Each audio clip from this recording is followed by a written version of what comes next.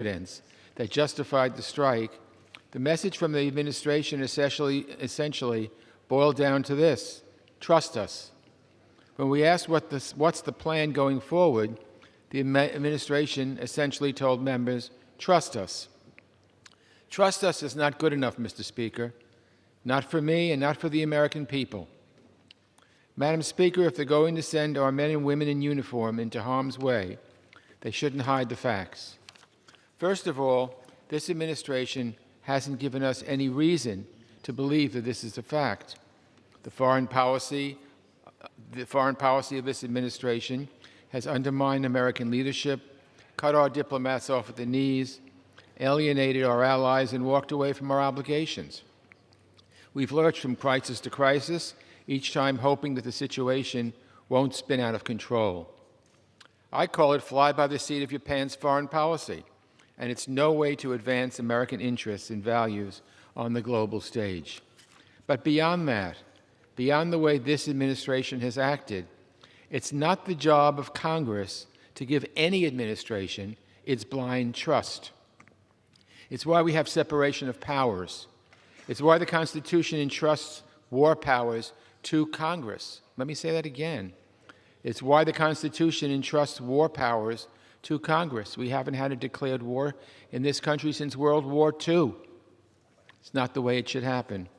So it's a relief that both the administration and the Iranians have, for the moment, opted to de-escalate. But we'd be foolish to think this crisis is over. It could flame up again in the blink of an eye, and I worry that another misstep on either side could be what plunges our country into another ill-advised war in the Middle East. I'll say it very plainly. The American people do not want war with Iran. With the measure before us today, we are denying the President the authority to wage such a war. This would direct the President to terminate the use of armed force against Iran without congressional authorization unless it's necessary to respond to an imminent armed attack against the United States. The President always has the power to defend America. No one denies that. This resolution explicitly preserves this right, but that's a limited exception. The President shouldn't abuse it. Now, we've heard the argument that the 2002 authorization for the use of military force, the Iraq War authorization, would justify military action against Iran. That's just wrong. It's not what Congress intended when it passed that resolution. I was here. I remember it. It should be repealed, not used to launch more military action. If the President wants to use military force against Iran, he has to come to Congress. Any president has to come to Congress. We're not making rules only for this president. We're making rules for the president, any president, vis-a-vis Congress's constitutional powers. The President has to make the case first, not after he launches an ill-advised attack, then after the fact comes up with a reason why it was necessary and why it was legal. That's not the way our system works. Today, I've heard the myth floating around that this resolution is non-binding, that it's just symbolic. So let me quote from the War Powers Act to prove that untrue. The War Powers Law says, and I quote, "At any time that the United States Armed Forces are engaged in hostilities outside the territory of the United States, its possessions and territories, without a declaration of war or specific statutory authorization, such forces shall be removed by the President if the Congress so directs by concurrent resolution." Again, by concurrent resolution. That's what the War Powers Act states that we need to do. That's what we're doing today. This is the House of Representatives exercising its Article I authority. We don't get authority. No, I will not yield. I'm making my opening statement perhaps later if there's time. We don't get authority over war powers just because if the President says so. We get authority over war powers, period. That's our authority.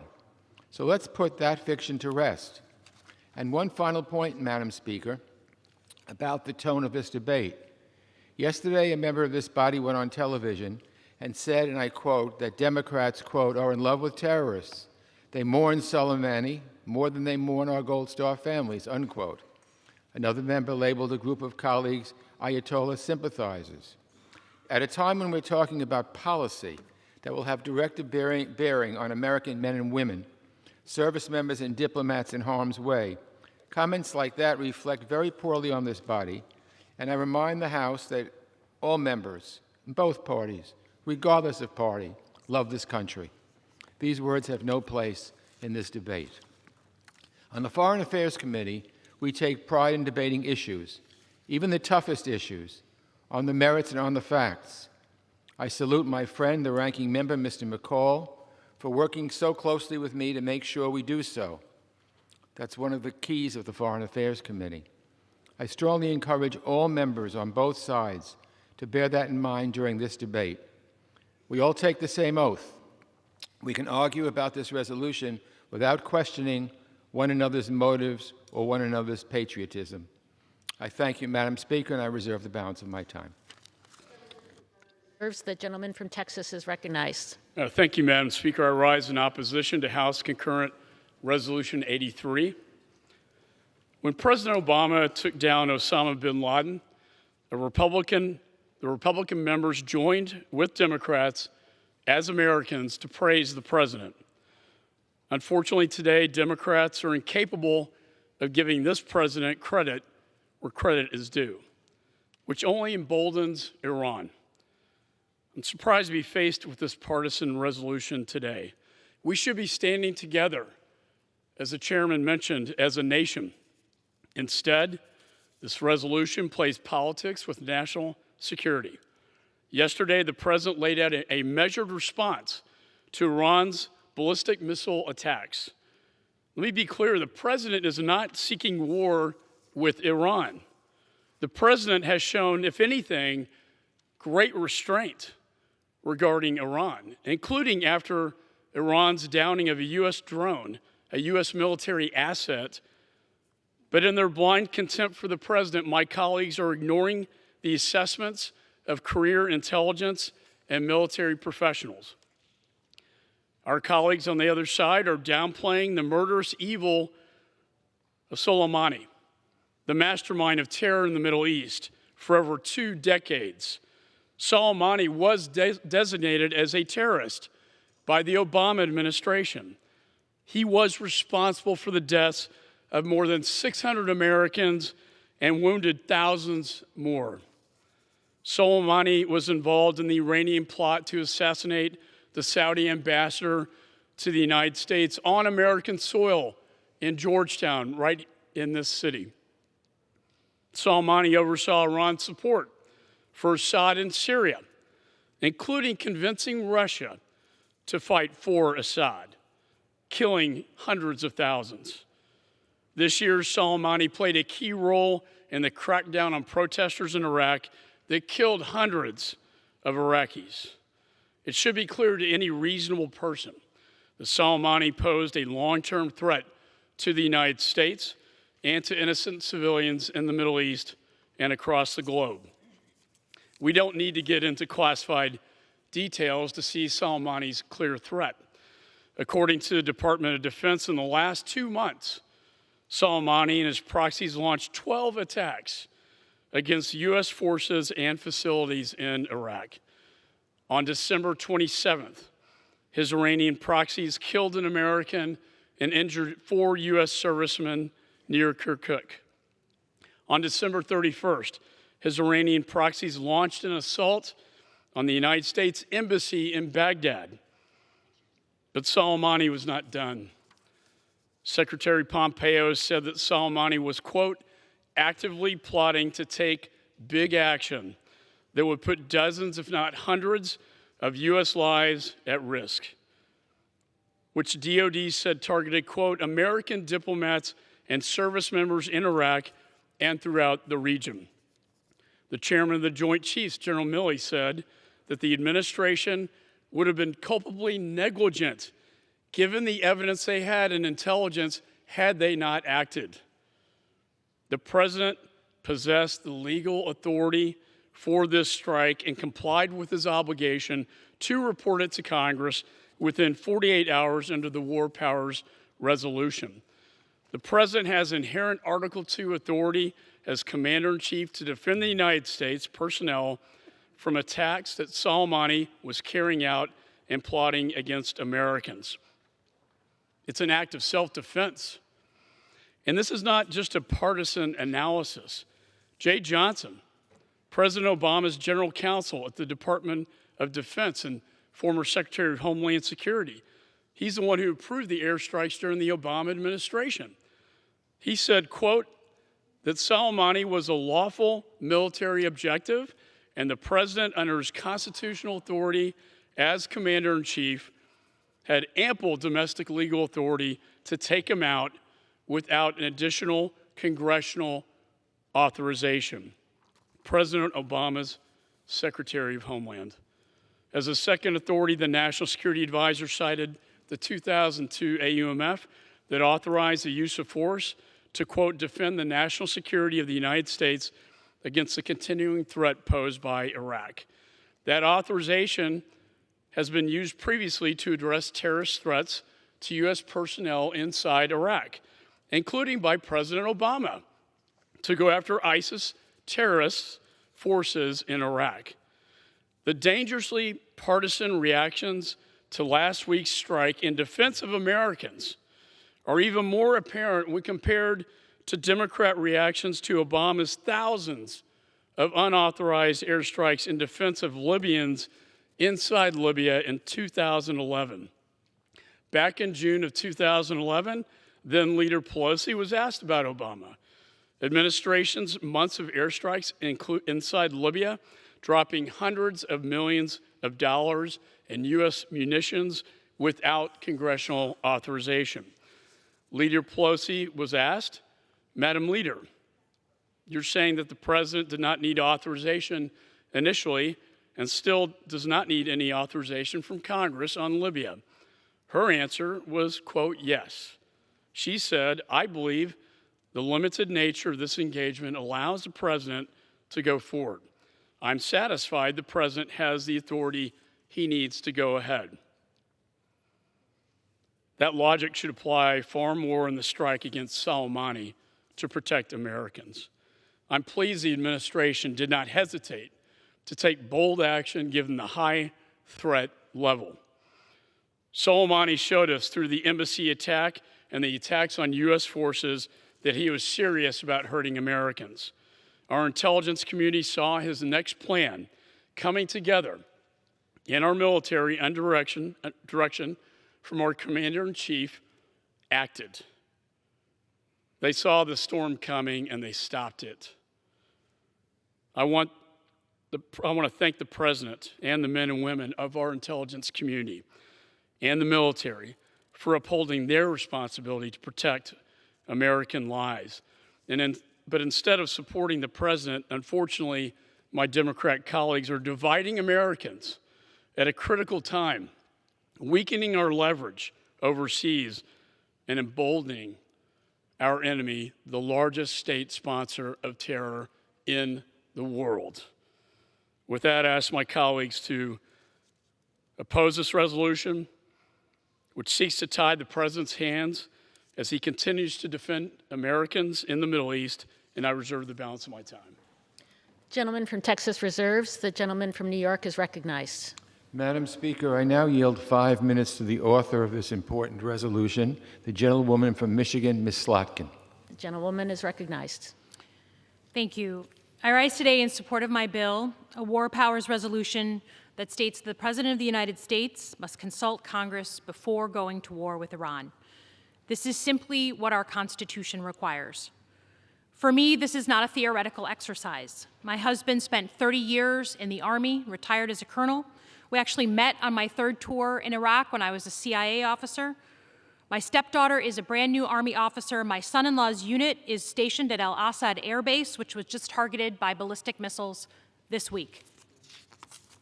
If our loved ones are going to be sent to fight in any protracted war, the President owes the American public a conversation. The resolution we will be voting on today allows us to start that debate as our founders intended. Let me be clear. The government of Iran is a leading state sponsor of terrorism and engages in a range of destabilizing activities across the Middle East. I have experienced these personally as a former CIA analyst. I served multiple tours on Iraq, 3 tours. My specialty is Iranian-backed Shia militias. I have followed Iran's destabilizing activity in Iraq up close for my entire professional career. I have watched friends and colleagues hurt or killed by Iranian rockets, mortars, and explosive devices. Iranian General Qasem Soleimani was the lead architect of much of Iran's destabilizing activities in the Middle East and throughout the world. To that end, with Iran or with any other adversary, the United States always has the inherent right and obligation to self-defense against imminent armed attacks. Always. And the United States always maintains the right and the responsibility to ensure the safety of our diplomatic personnel and our armed forces serving abroad. But when it comes to the matter of longer-term war, either as something that we choose as a nation or as something that we find ourselves in, as members of this body, we have a constitutional responsibility to authorize the use of military force. The framers of our Constitution rightly believed that the power to declare war belongs in the Congress because this would ensure that the American people, through the legislators they elected, weigh the most significant decision a government can make. To this end, the resolution does a few simple things. First, it states that the President does not currently have authorization for war against Iran, which his own Secretary of Defense acknowledged in a congressional hearing last month. Second, it requires the President to get congressional authorization if he wants to conduct a protracted war with Iran. Third, it makes clear that the President maintains the authority to use force to prevent imminent attacks against the United States or our forces. As someone who has spent her career in national security, it is extremely important to me that this resolution in no way ties the President's hands or takes away any capabilities from our military commanders to respond in self-defense for ourselves and for our allies. We have been at war for nearly 2 decades, which has spanned both Republican and Democratic administrations, as my colleague pointed out. And in that time, Congress has only voted twice to authorize the use of military force, in 2001 and 2002. Congress has long abdicated its responsibility, as laid out in the Constitution, to make the hard decisions we owe our troops when it comes to authorizing war. We owe it to our military and to ourselves as a nation to open this conversation on the authorization of military force, to provide our troops that clarity, and to abide by the Constitution that we have all sworn to protect. I urge my colleagues, Republican and Democrats, to support this resolution. I know it is a political time, but my attempt was to hew very exactly to what our founders intended. Thank you, and I yield back the balance of my time. The gentleman from New York reserves. The gentleman from Texas is recognized. Madam Speaker, I'm pleased to yield 1 minute to the distinguished Republican leader, Mr. McCarthy. The gentleman's recognized. Thank you, Madam Speaker. The United States and our allies are safer with Qasem Soleimani gone. President Trump's decisive leadership was justified, and it was right. Soleimani had the blood of over 600 American service members on his hands. For more than 20 years, he attacked our troops, established a brutal reign of terror across the Middle East, and was directly responsible for the death of thousands of innocent civilians, including in his own country. And he had more terror planned. As President Trump said, this strike was done to prevent a war, not start one. And in yesterday's address, he was true to his word. He was confident and restrained. Even as he underscored our strength and resolve, he extended the people of Iran our hand in peace and friendship. President Trump's decision to embrace the Reagan doctrine of peace through strength in dealing with Iran has worked. Those who criticize President Trump for Iran's dangerous foreign policy should actually spend a few moments and review their history. It is Iran who is responsible for escalating tensions by creating chaos to spread fear and accumulate power.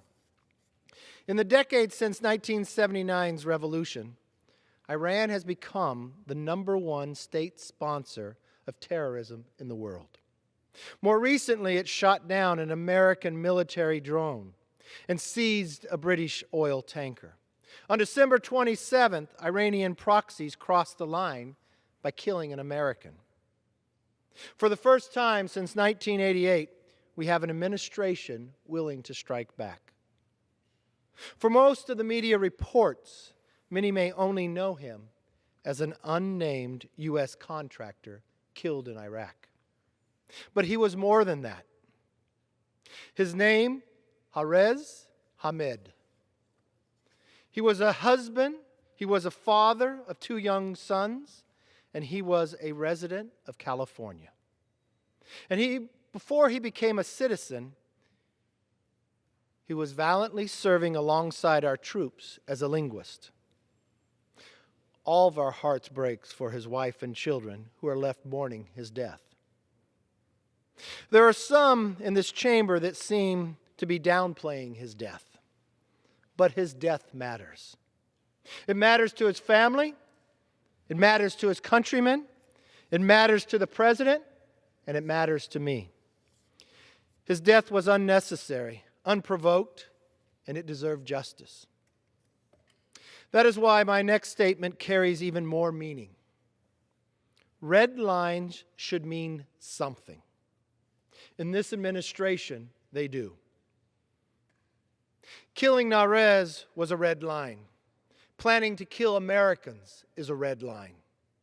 I'm confident that the right decision was to take out the man responsible for Narez's death and the death of hundreds of other Americans. Iran responded earlier this week by sending missiles to U.S. bases in Iraq. I believe we are all relieved and grateful that there was no American casualties. Iran appears to be pulling back from its strategy of provocation in the face of firm American determination. They seem to understand that de-escalation is the right time right now for them in the world. Now is the time for our country to come together and speak with one voice, not as Republicans, not as Democrats, but as Americans. But instead of working with this administration to continue work towards shared goals, Democrats are using this moment to continue their hatred towards the president. As my colleague and former CIA officer Will Hurd said, he never thought he would see the day that the Iranian government would be able to manipulate members of Congress, Democratic presidential candidates, and the Western media. Yet here we are on this floor today. If President Trump's instinct is to put America first, his critics' instinct is to blame America first.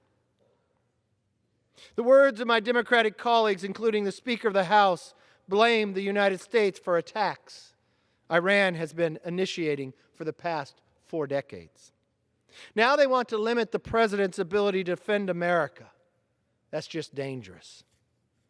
And I want to clear up some news, Madam Speaker, that I actually even recently heard on this floor.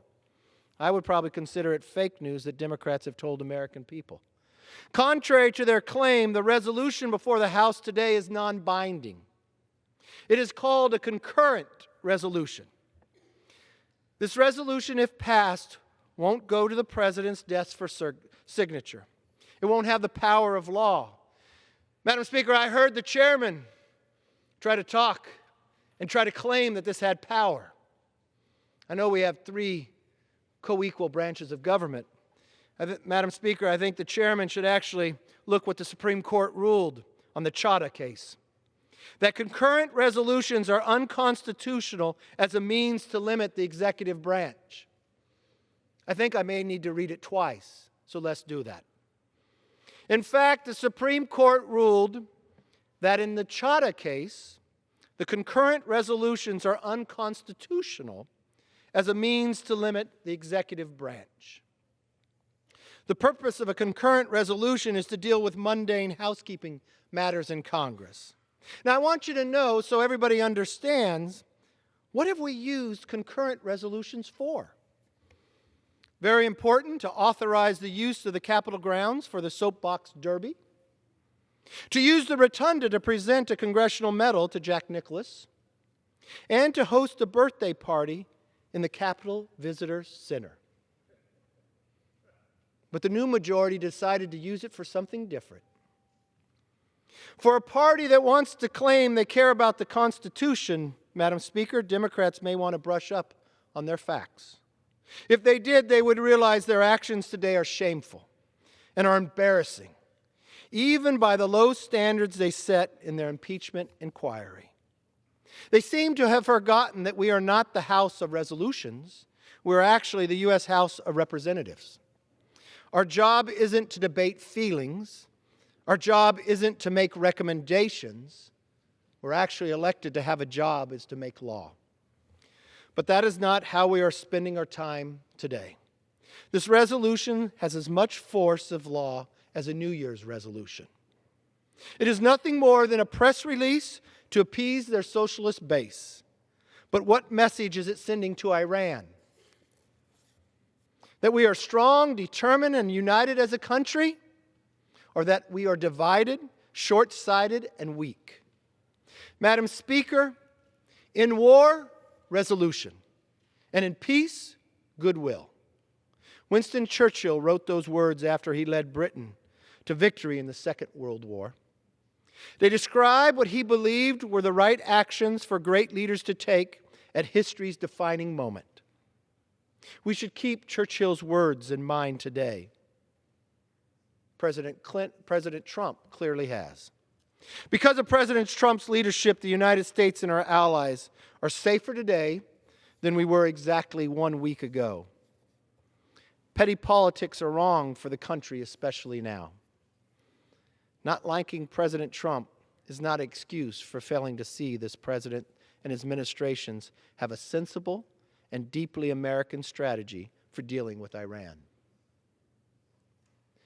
Madam Speaker, I imagine we'll continue to hear from other Democrats defend Iran for their escalation and the death of an American. Madam Speaker, I'll imagine that the Democrats will try to claim a concurrent resolution is more than a soapbox derby, but the Supreme Court says otherwise. Madam Speaker, I imagine I'll hear a lot from the Democrats today. I'd actually like to hear a Democrat speak to the 600 Gold Star families that Soleimani killed. I'd like to hear them defend that. I'd like them to hear to defend Iran and their actions of burning an embassy, of killing an American, of killing thousands of civilians, even in their own country. But they're going to take our time today with something that means nothing. But yes, they will run to the mics, they'll get on TV, and they'll tell a little more fake news that it meant something today. The only thing today will happen, it'll make Iran believe they are stronger. It'll make Iran believe they have allies in the House of Representatives. It is a day that one we will not be proud of. Madam Speaker, in light of the information that we have coming out of Iran, if it is true of why an airline was shot down, if that was the case, I would like to see a Democrat move to the floor and pull this concurrent resolution. If it means nothing, I think we should have all the facts. And I'll look forward to listen to, Madam Speaker, to any Democrat that wants to speak to the Gold Star families about why they want to have a debate today and tell me that Soleimani is bad, but. It's not but, it's because. Because he killed Americans, because he killed thousands of civilians, that is why he was taken out, and the world is safer because of it. Madam Speaker, I look forward to hearing the defense from the other side. Gentleman from Texas reserves. The gentleman from New York is recognized. Well, I'm sorry the Republican leader is casting aspersions. I think everyone on both sides of the aisle take this very seriously and have reasons why we're voting the way we're voting. I now yield 1.5 minutes to a gentleman who has been very involved in these issues for a long, long time, has been a real leader in these issues, the gentleman from California, Mr. Casa. Thank you, Mr. Chairman, and thank you. The gentleman's recognized. Thank you. Thank you, Mr. Chairman, and thank you for your leadership. I rise today not as a partisan, but as someone concerned about America's future. We have worked across the aisle with people like Representative Meadows and others to stop our country from getting into endless wars. And there is not one party that wants to stop these wars. This is in our national interest. Now, let's be very clear. Soleimani had blood on his hands. Soleimani is a bad actor. Soleimani killed Americans. That's not the debate. The debate is whether America should get into another war in the Middle East or whether we should be focused on our real competition, which is China. We're 21% of the world's GDP. China, our competition for the 21st century, is 15%. Iran is 0.44% of GDP. China hasn't been in a war since 1979. We're in 40 conflicts. Future historians will ask, why were we so obsessed with a region, the Middle East, 3.5% of GDP, when we should have been focused on investing in our country to build the future to win the 21st century? I don't think staying out of bad wars that cost this country trillions of dollars is a Democratic issue or a Republican issue. Frankly, the president ran on this. And my hope, I know Leader McCarthy says this is a formality.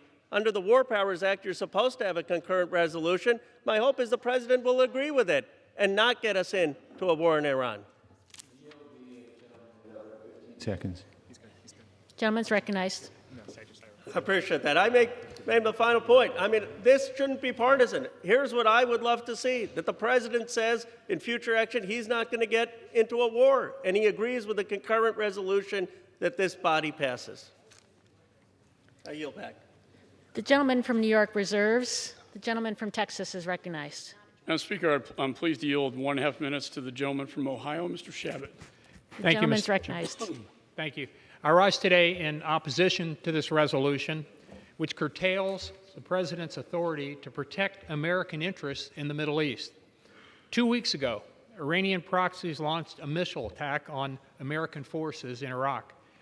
This was the 11th such rocket attack by the Iranians in recent months, but this time, as our leader said, it killed Narez Hamid, who was a husband, a father, a contractor, and an American citizen. The man behind this attack and additional attacks that were being planned and that were imminent was the terrorist mastermind, Qasem Soleimani, who was responsible for the deaths, as we've heard, of at least 600, probably many more Americans, and for thousands of others in that part of the world, and for causing destabilization throughout the entire region. For years now, Soleimani had been leading Iran's shadow war against us and against our allies. In targeting Soleimani, President Trump took bold, long overdue action, and he ought to be supported for this decision, not criticized. This resolution, by condemning even limited military force and limited action, would essentially tie the president's hands behind his back as he tries to counter Iran's shadow campaign against us. It makes no sense, this resolution, and I would strongly urge my colleagues to oppose it and vote against it. I yield back. Gentleman from Texas reserves. The gentleman from New York is recognized. Madam Speaker, I now yield 1 minute to the gentlewoman from Texas, Ms. Jackson Lee.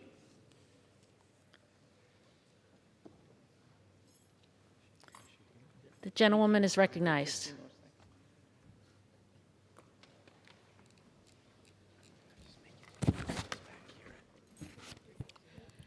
America is not safe or safer because of the acts that occurred local time, January 3rd, 2020.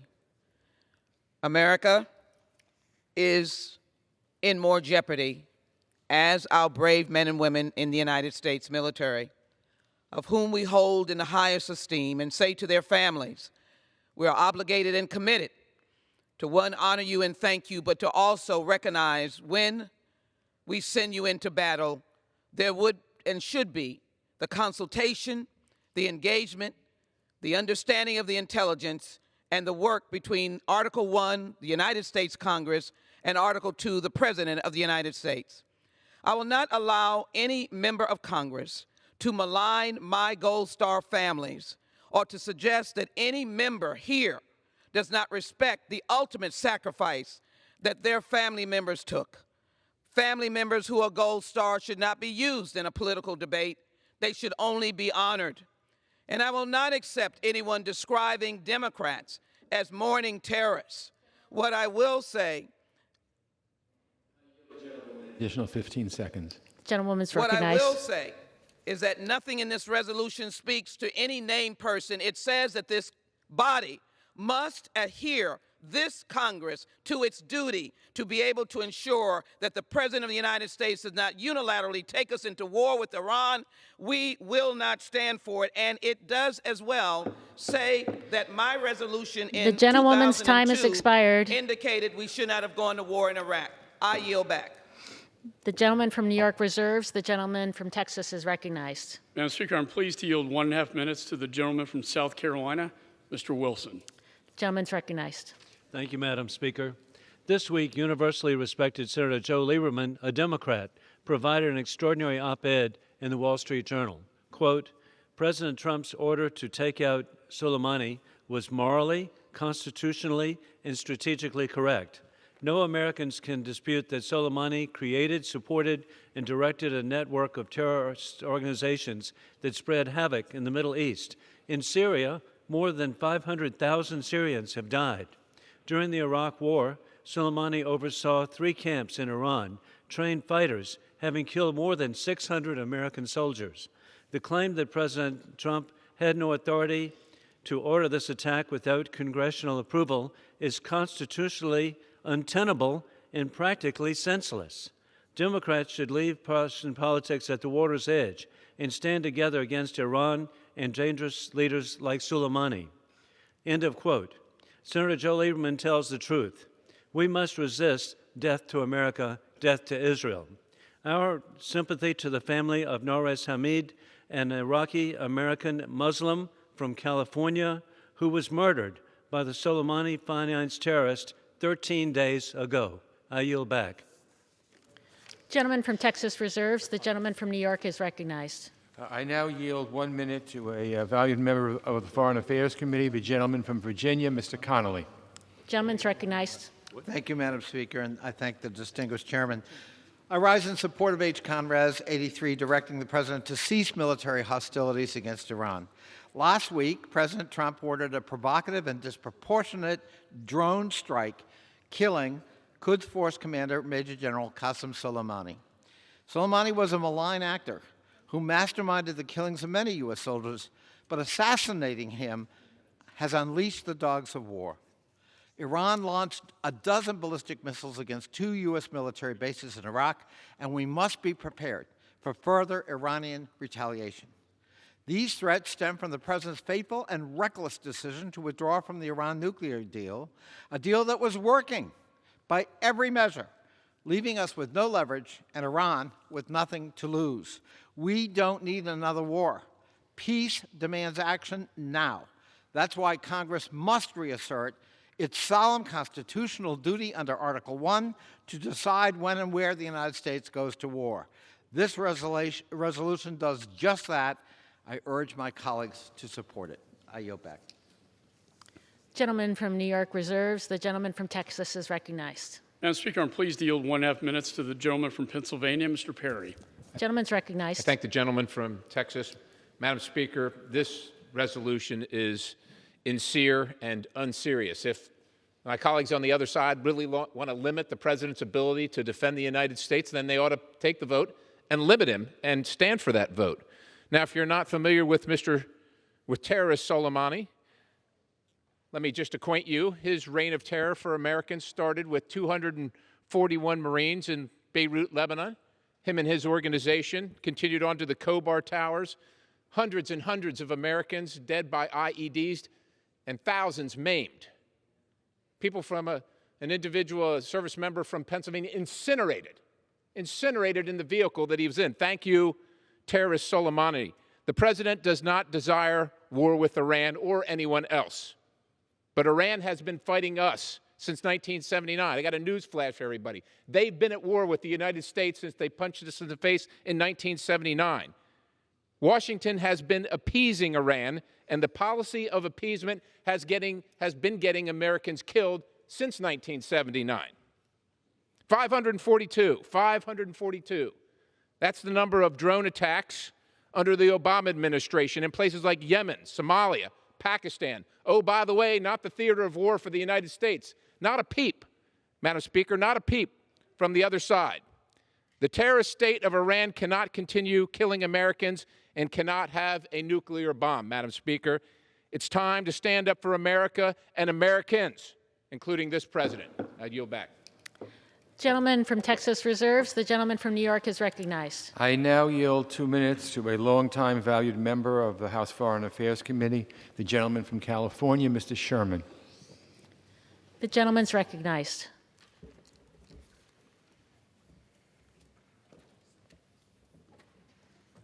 This resolution imposes extraordinary restrictions on this president, an extraordinary president who needs extraordinary restrictions. This is best exemplified by the president's gratuitous comment that he would hit cultural sites in Iran. Not only is that a war crime, but it's a mistake, because it drives the Iranian people toward the regime while alienating our European allies whose support for our sanctions is critical for them to work. The minority leader came to this floor and says Democrats were dupes of the Islamic Republic. I will compare my record of efforts against the Islamic Republic of Iran with those of any other member. You can argue whether Soleimani's death makes us safer or not over the next few months. We have removed a terrorist mastermind from the battlefield, but we've inspired the other terrorists. But the real issue is the effect on Iran's nuclear program. That program is more robust today than it was a week ago, as Iran has employed more centrifuges and is building a larger stockpile, all without our European friends who are still in the JCPOA taking any action against Iran. There was no policy process on the golf course where the president made this decision. He heard not from a single expert on Iranian politics, religion, or the economy. Our maximum pressure campaign is designed to put such pressure on the Iranian people that they choose not to endure it, but demand that the nuclear program be scaled back or ended, or that the regime that has that program be swept away. This assassination undercuts that effort by building support for the regime and its nuclear program with most of the Iranian people. By making Soleimani a martyr in front of a Shiite population, a Shiite religion that lionizes martyrdom, we increase the likelihood of an Iranian nuclear weapon. I yield back. Gentleman from New York reserves. The gentleman from Texas is recognized. Thank you, Madam Speaker. I'm pleased to yield 1.5 minutes to the gentleman from New York, a member of the Foreign Affairs Committee, Mr. Zeldin. The gentleman's recognized. Thank you, Madam Speaker. I rise in strong opposition to this resolution. I rise in total support of the decision to remove Qasem Soleimani. I've heard the use of the word disproportionate from the Speaker. I've heard it here today on the House floor. And it's just a shocking word to be used to describe what took place. And it makes me ask the question, at what point is it proportionate to take out a designated terrorist who kills 600 U.S. troops, wounds thousands of others, kills and wounds troops recently, his proxies attack a U.S. embassy, and if anyone has any doubt as to what Qasem Soleimani was doing in Iraq at the time that we took him out, you can look at the IRGC's own words. The IRGC put out a statement. saying that Soleimani and companions were on their way to, quote, plan a confrontation against the new scheme of the Americans to rebuild Daesh and the Takfiri groups in order to again disrupt Iraq's security. Who needs an intelligence briefing to determine that this is totally legitimate? On behalf of all of those Gold Star families and all the Blue Star families, of anyone who's deployed now, of anyone who's in harm's way, you need proof? Go to Walter Reed. You need proof? Sit down with some of these Gold Star families who lost their sons, their daughters, their fathers, their mothers, their brothers, and their sisters because of this designated foreign terrorist running a designated foreign terrorist organization who is sanctioned by the United States, by the EU, and by the United Nations. I say good riddance. Why are we having this debate? We should be coming together, not as Republicans first, not as Democrats first. We should be coming together as Americans first and voting this down. I yield back. Gentleman from Texas reserves. The gentleman from New York is recognized. I yield 1.5 minutes to a valued member of the Foreign Affairs Committee, the gentleman from Michigan, Mr. Levin. The gentleman's recognized. Thank you, Chairman Engel. I rise in strong support of this resolution, sponsored by my good friend from Michigan, Congresswoman Slotkin. The Trump administration's foreign policy failures have brought us to the brink of war. The administration has provided no evidence to demonstrate what imminent threat made Qasem Soleimani's assassination and the perilous, predictable fallout necessary. But they have demonstrated a shocking dismissiveness as to what's at stake. On the threat of retaliation from Iran, Secretary Pompeo said, "It may be that there's a little noise here in the interim." President Trump said, "If it happens, it happens." To the parents who are worried sick about their kids serving in the Middle East, it isn't a little noise. Their children's lives are at stake. Those stakes make today's vote necessary. The question before us is simple. Can we let this president drag us into another war that will cost billions of taxpayer dollars and, most importantly, American lives? Will we, at long last, stand up and fulfill our constitutional duty to make decisions on war and peace?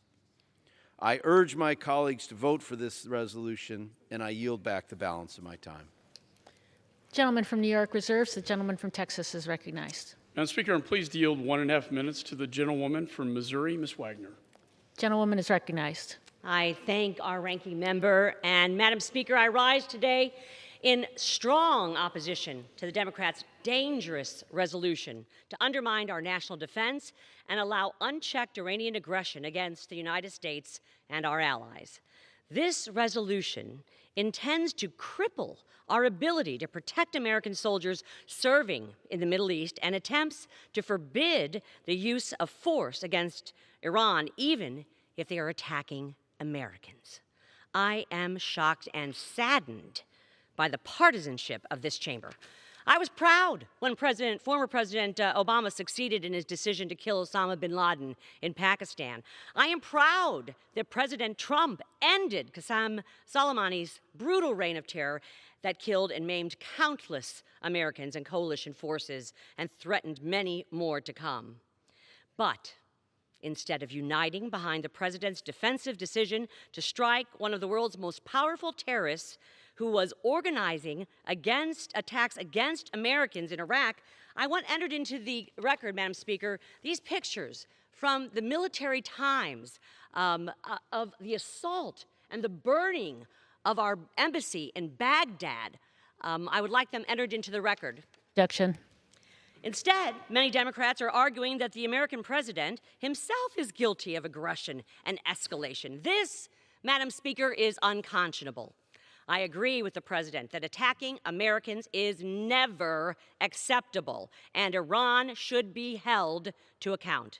When American lives hang in the balance, Article 2 of the Constitution empowers the president to use force to protect and defend our country. I urge my colleagues to oppose this egregious partisan farce, and I yield back. Gentleman from Texas reserves. The gentleman from New York is recognized. I now yield 1 minute to a valued member of the Foreign Affairs Committee, the chair of the Subcommittee on Europe, Eurasia, Energy, and the Environment, the gentleman from Massachusetts, Mr. Keating. The gentleman's recognized. Today we debate much more than the words on parchment that define our congressional responsibility. Long before I knew this legal responsibility, I learned the moral responsibility inherent in what must be the most sober and deliberate decision we can humanly muster. As a young boy, indelibly etched in my mind is the conversation with my grandmother, the day she pulled a box out from underneath her bed, reverently handing me the medals and final belongings of my uncle who was killed in action, and telling me about her lost son. I wondered then what was so important to justify such a loss and what my uncle must have been thinking about. That day carried with me, as I traveled to Iraq, a newly elected congressman to visit our troops during a time of war. I remembered having a conversation with a young Marine. I asked him his personal thoughts about the goals of the war, what he thought. Did he think it was justified? And he told me, with all due respect, sir, that's your job. My job is to serve. He was right. It's our job. That's why we're debating this, and that's why I'm supporting this resolution. I yield back. Gentleman from New York reserves. The gentleman from Texas is recognized. Madam Speaker, I'm pleased to yield 2 minutes to the distinguished Republican Conference Chair, Representative Cheney. The gentlewoman is recognized. Thank you very much, Madam Speaker. Thank you, Mr. McCall. Madam Speaker, the measure before us is an unconstitutional political stunt meant to undermine the President of the United States. It will not become law, but it will embolden Iran. The Speaker and my colleagues who support this resolution ought to admit to the American people what they are doing. That is undermining United States defense policy towards Iran. Qasem Soleimani, the lead architect and overseer of Iran's web of terror, is dead. This terrorist was responsible for the deaths of hundreds of American service members, the killing of an American citizen in Iraq just 2 weeks ago, and the recent assault against our embassy in Baghdad. He was engaged in planning for further deadly attacks. But the Democrats in this body are so consumed by their hatred of President Trump that they will not even stand with him in support of the killing of the world's deadliest terrorist. Instead, they have suggested a moral equivalence between the United States and Iran. The Speaker of the House even blamed America, describing the killing of Soleimani as, quote, an unnecessary provocation. Madam Speaker, what is a provocation is the introduction of this resolution, which sows doubt about American resolve. It makes war more, not less, likely. I urge my colleagues to stand united as Americans, to put partisan stunts aside, and to oppose this dangerous resolution. Thank you, Madam Speaker. I yield back. The gentleman from Texas reserves. The gentleman from New York is recognized. I now yield 1 minute to the gentlewoman from Minnesota, Ms. Omar. Gentlewoman's recognized. Thank you, Chairman. This administration says starving the Iranian economy is in defense of human rights, when it is an abuse of them. That withdrawal from the nuclear deal was a demonstration of American leadership, when it is an abandonment of it. Escalation is de-escalation. War is peace. In fact, they're asking us to deny reality. The reality is that families of American soldiers and diplomats are being kept awake at night worrying. The Iraqi people who've suffered decades of unjust war are now unjustly suffering as their country becomes a battleground in a proxy war. The Iranian people have suffered because of maximum pressure and will suffer because of this escalation. John Quincy Adams said, "America goes not abroad in search of monsters. America's glory is not dominion, but liberty." This administration has gone abroad in search of monster to destroy. May God show us the way to freedom, independence, and peace. I yield back. Gentleman from New York reserves. The gentleman from Texas is recognized. Madam Speaker, I'm pleased to yield 2 minutes to the gentleman from Florida, a member of the Foreign Affairs Committee, Mr. Mast. Gentleman's recognized. Make no mistake, Madam Speaker, this resolution is about the killing of Soleimani. He was a terrorist, no different than al-Baghdadi, than Zalkari, than bin Laden, than Khalid Sheikh Mohammed. He was the head of a designated terrorist organization, no different than ISIS or al-Qaeda. And he was responsible for the deaths of our men and women. And I know most in here haven't seen or smelled or touched that kind of death, but let me tell you about it. They were burned alive inside of their Humvees. Their lungs were scorched by the flames of the explosions. The vehicle fragments were blown into their skulls.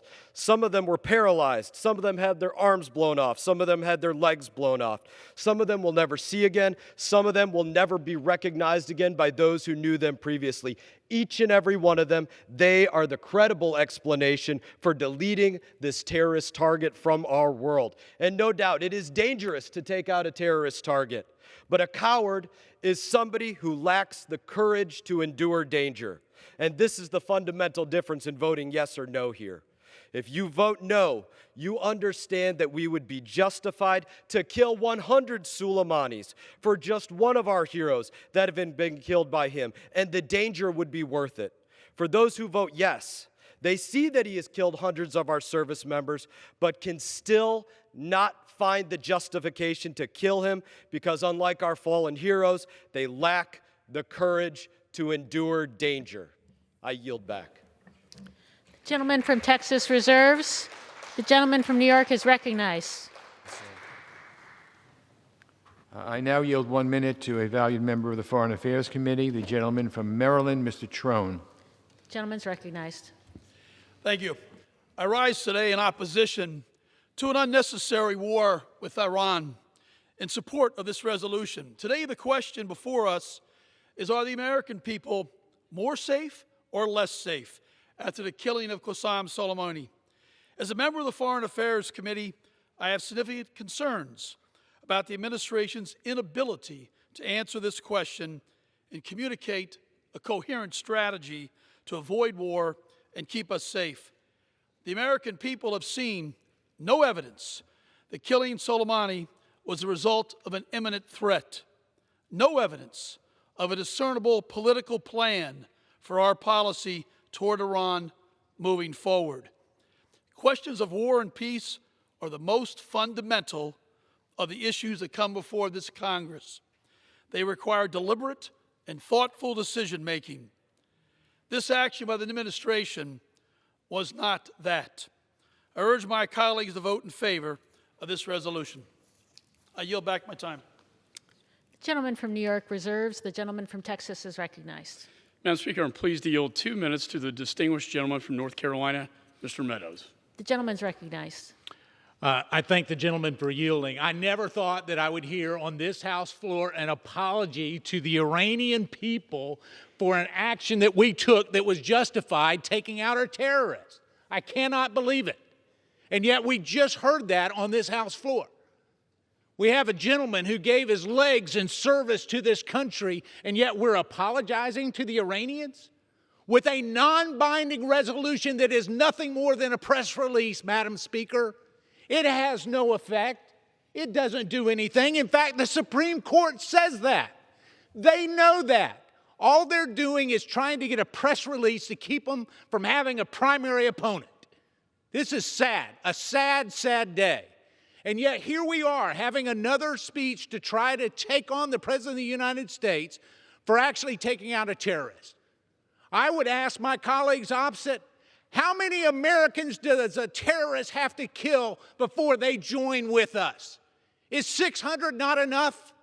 Does it have to be 1,000, 10,000, 1 million? At some point, we have to stand up and let the long arm of justice go in and take out these terrorists.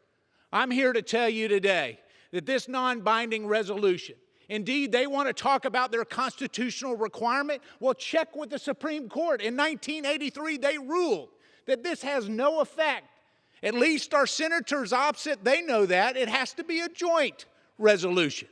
And yet, what is this vehicle normally designed for? For soapbox derbies.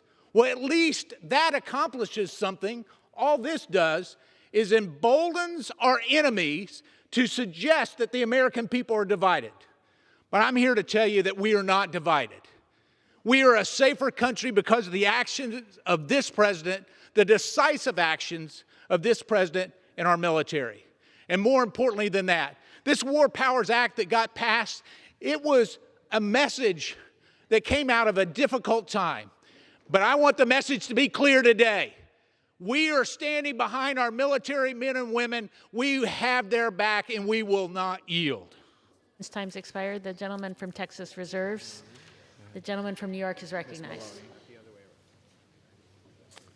Thank you. Let me remind my friend that we too cherish our military and also have their backs. I now will yield 1 minute to the chairwoman of the Committee on Oversight and Reform, the gentlewoman from New York, Ms. Maloney. The gentlewoman's recognized.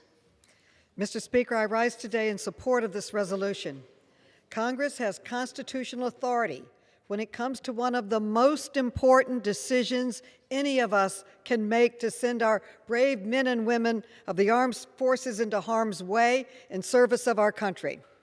Recent events demonstrate just how important this congressional role is. When the president decided to strike a high-level Iranian official, he made a decision that was provocative in the strongest sense of the word. And he did that without any meaningful congressional consultation. The information that we have received is woefully insufficient, including the notification and the briefing provided by senior officials yesterday. Congress and the American people have no assurance that the president is acting as part of a well-thought-out strategy that makes Americans safer rather than sets us on a war path. I am deeply opposed to an unauthorized war with Iran. That is why I support this resolution, which reiterates that only Congress can declare war and that we have not done so here, and I yield back. Gentleman from New York reserves. The gentleman from Texas is recognized. Thank you, Madam Speaker. I'm pleased to yield a minute and a half to the gentleman from Pennsylvania, Mr. Rushenthaler. The gentleman's recognized. Thank you, Madam Chair. I oppose this dangerous resolution. Iran has been at war with us for 40 years. They held Americans hostage in Tehran. They murdered our Marines in Beirut. They killed hundreds, if not thousands, of American service members in Iraq. And in recent months, Iran shot down a U.S. drone, they killed an American citizen, and they organized an attack on our embassy. So let's be clear. General Soleimani was the mastermind behind these attacks.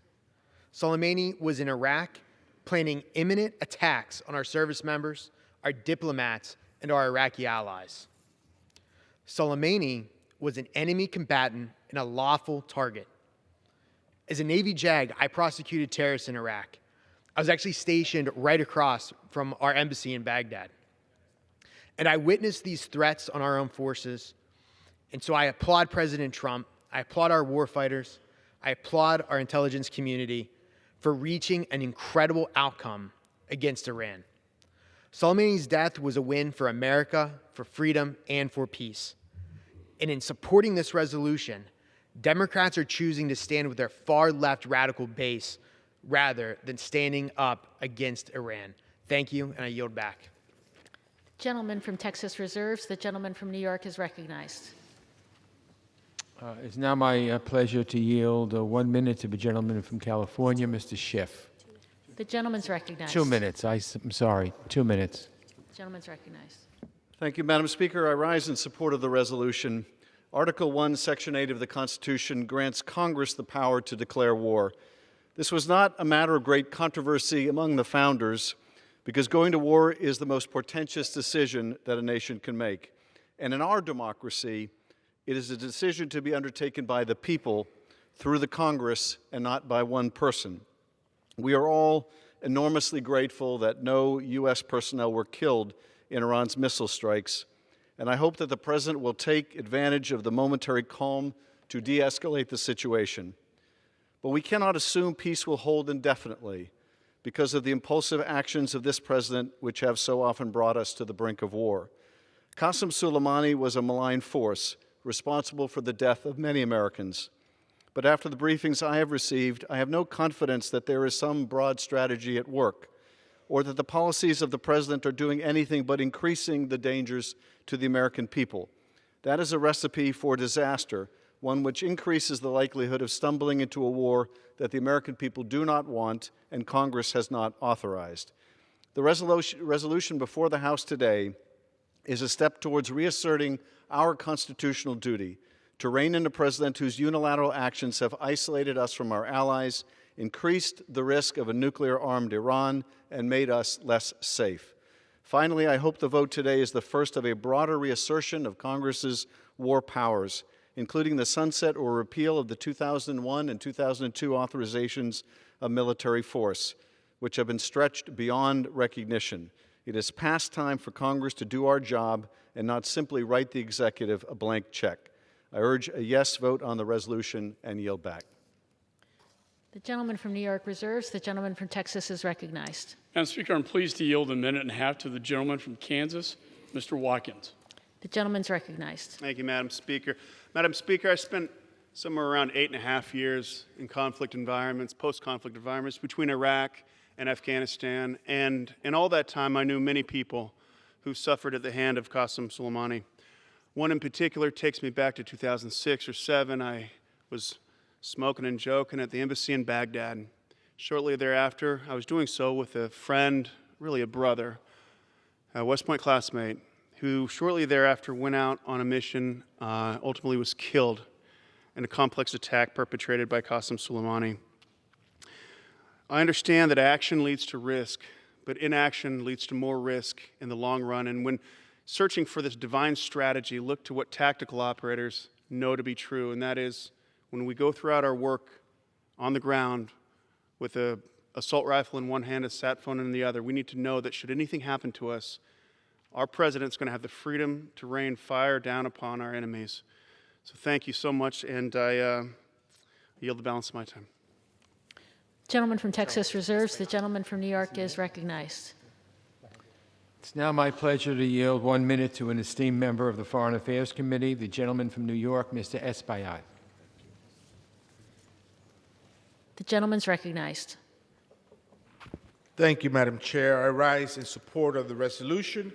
Without a coherent strategy, such actions as the recent ones that occurred in Iraq present a dangerous move forward for the United States engaging in a war that the American people do not want. Today, we move to reclaim power that the executive branch has tried to usurp from Congress. We assert our constitutional authority to determine if the country ought to go to war. And we send a message loud and clear, that we do not want to go to war. We will not engage in a reckless hostilities to endanger American lives, American interests, and our American values without fully evaluating imminent threat. And we must continue to assert that without new authorizations from Congress, this administration cannot engage in offensive military actions. That's what our framers intended. Madam Speaker, I yield back the remaining part of my time. Thank you. The gentleman from Texas is recognized. Madam Speaker, I'm pleased to yield 2 minutes to the gentleman from Texas, former CIA officer, Mr. Hurd. The gentleman's recognized. Madam Speaker, right now is not the time for a partisan exercise that could be used as propaganda by the Ayatollahs. Instead, Congress should be united in condemning a regime that has been attacking America and our allies for 40 years. Qasem Soleimani was the head of the most dangerous and well-armed terrorist organization in the world, and his death has removed a major terrorist leader off the battlefield. This decision followed repeated rocket attacks by Iranian proxies on American forces in an attempt to storm our embassy in Baghdad. This decision was based on intelligence that our chairman of the Joint Chiefs of Staff has described as compelling, imminent, and very clear that Soleimani was planning attacks against our troops. This is an assessment with which I concur. No one wants another war in the Middle East. Instead of tying the hands of our military, we should be sending a strong message to the Iranian regime that there will be consequences for their reign of terror, and we will protect our citizens at all costs.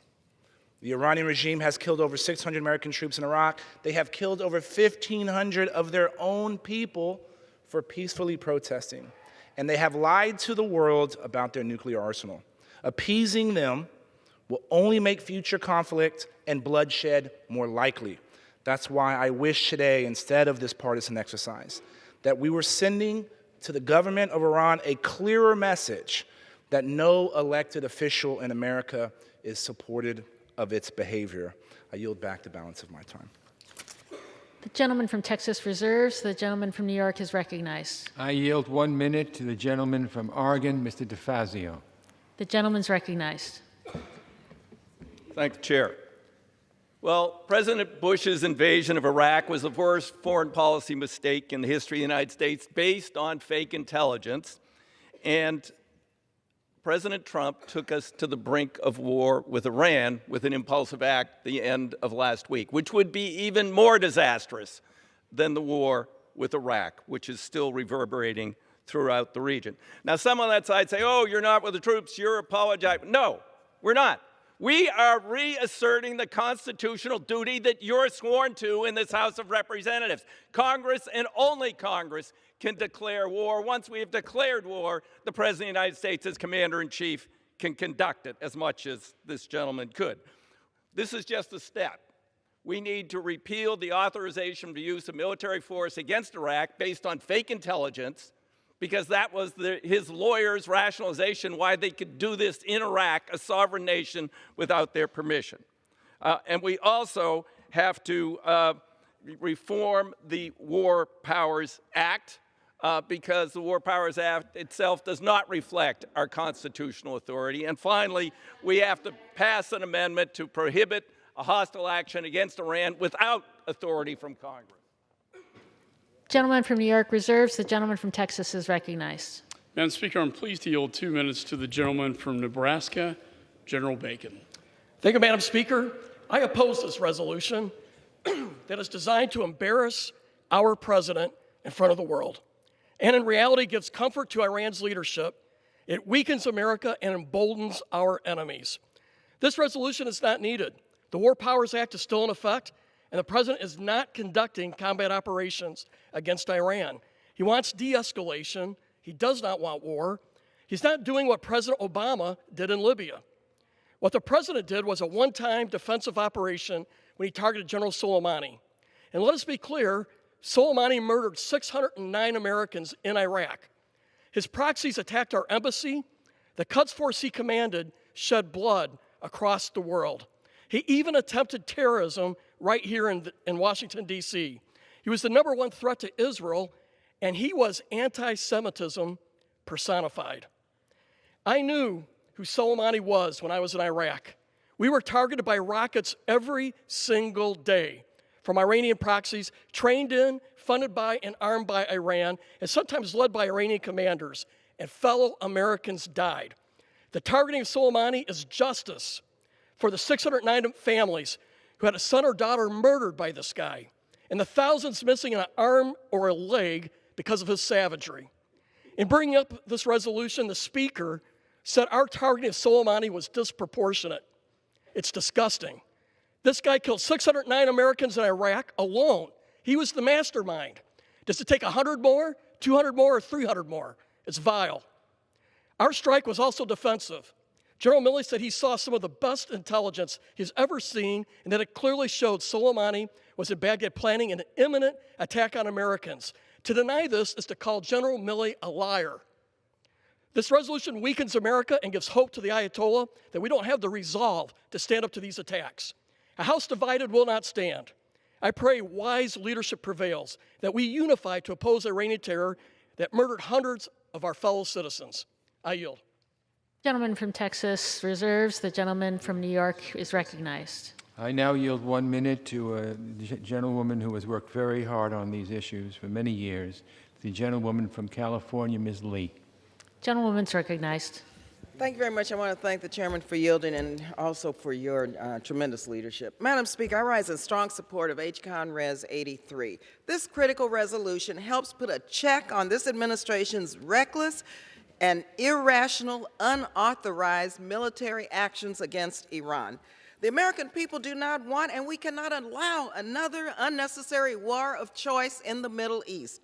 This resolution is an important step in our efforts to prevent that from happening. This will restore our constitutional duty over military action. Also, we must take up my bill, H.R. 2456, and repeal the 2002 AUMF and Congressman Khanna's bill to prohibit any funds for a war with Iran absent an explicit authorization.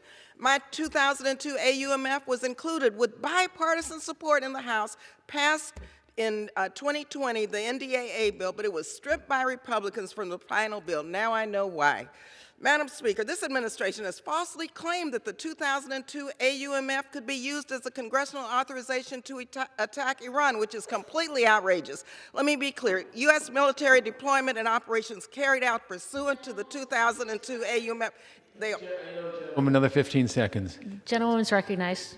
Thank you very much, Mr. Chairman.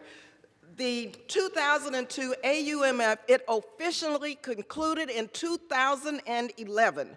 Maintaining this authorization is not only dangerous, but it's irresponsible. Madam Speaker, it's past time to return to diplomacy and end these endless wars. I urge an aye vote on HCON Resolution 3. Thank you again. Gentleman from New York reserves. The gentleman from Texas is recognized. Thank you, Madam Speaker. I'm pleased to yield a minute and a half to the gentleman from Mississippi, a Marine veteran of the Persian Gulf War and current member of the Mississippi National Guard, Mr. Palazzo. The gentleman's recognized. Thank you, Mr. Chairman. Madam Speaker, I rise today in strong opposition to this resolution. Let's be clear with the American people. Democrats wrote this bill before being briefed by senior intelligence officials on the strike that eliminated Soleimani, a well-known terrorist. At the end of the day, we all know that this man was responsible for the death of thousands of individuals, including over 600 American service members.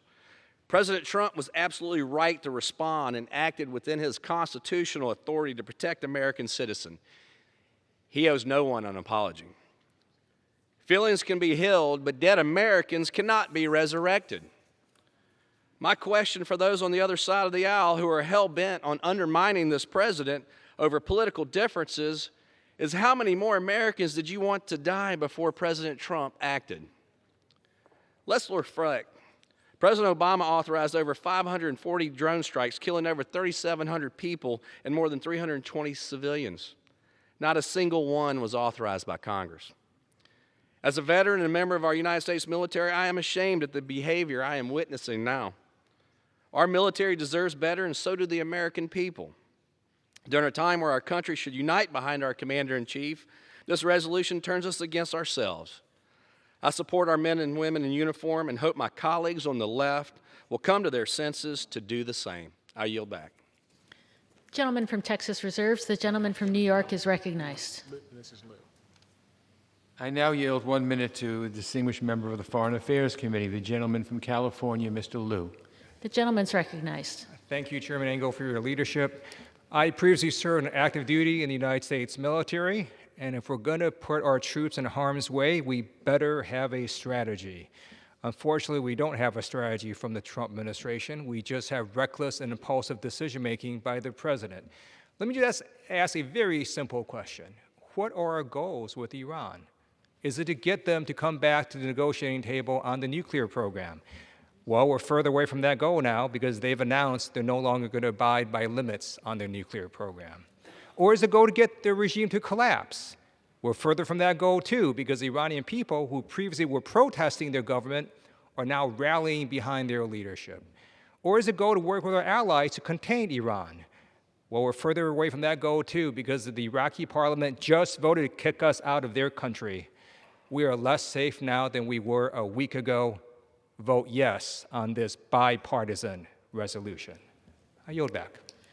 The gentleman from New York reserves. The gentleman from Texas is recognized. Thank you, Madam Speaker. I'm pleased to yield 1 minute to the gentleman from South Carolina, Mr. Duncan. The gentleman's recognized. Thank you, Madam Chair. You know, many of the senior leadership on the other side of the aisle voted for the 2002 AUMF on Iraq, including the chairman of the Foreign Affairs Committee, the majority leader, and the chairman of Intel.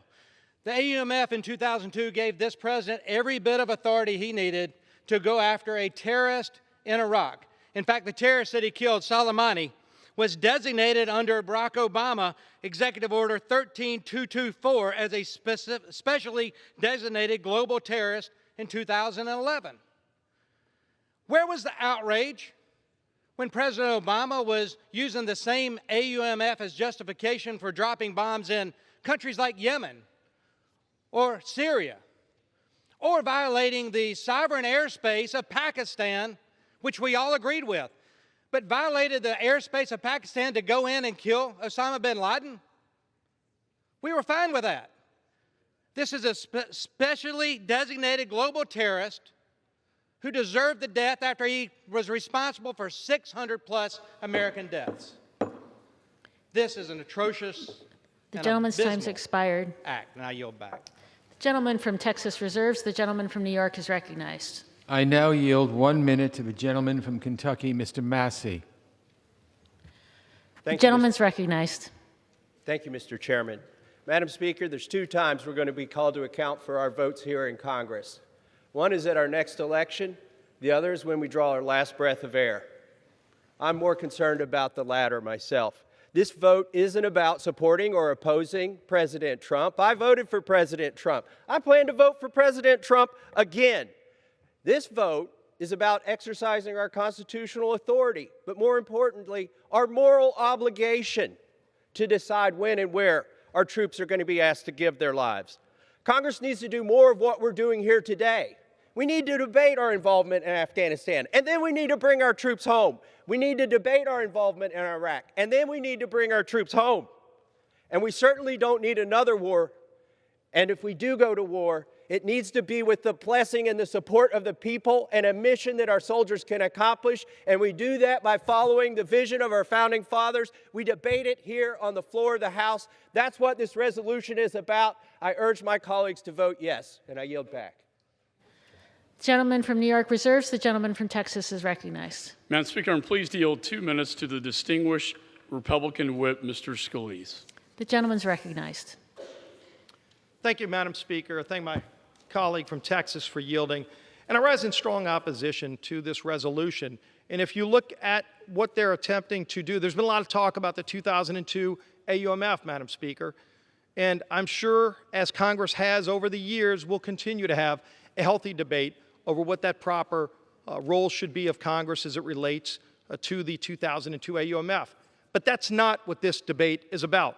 When you read the resolution, in fact, just by its own name, this is not an act of Congress. This isn't even changing the law.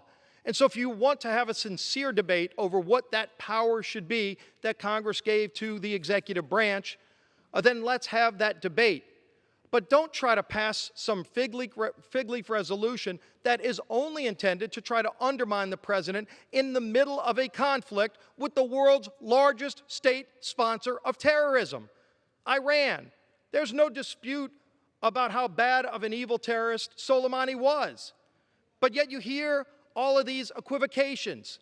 Oh, Soleimani was a bad person, but how can you sit here and try to apologize for the things that he did by saying taking him out was wrong? This world is a safer place with Soleimani gone. And if you want to apologize to anybody, go apologize to the families of those hundreds of men and women in our uniform who are dead at the hands of Soleimani. Not only the people who he had already killed, but the people who he, at the very time of his death, was plotting to kill even more Americans. How much is enough? At what point do we say, take him off the face of this planet so he can't kill more innocent people? That's what was ultimately done.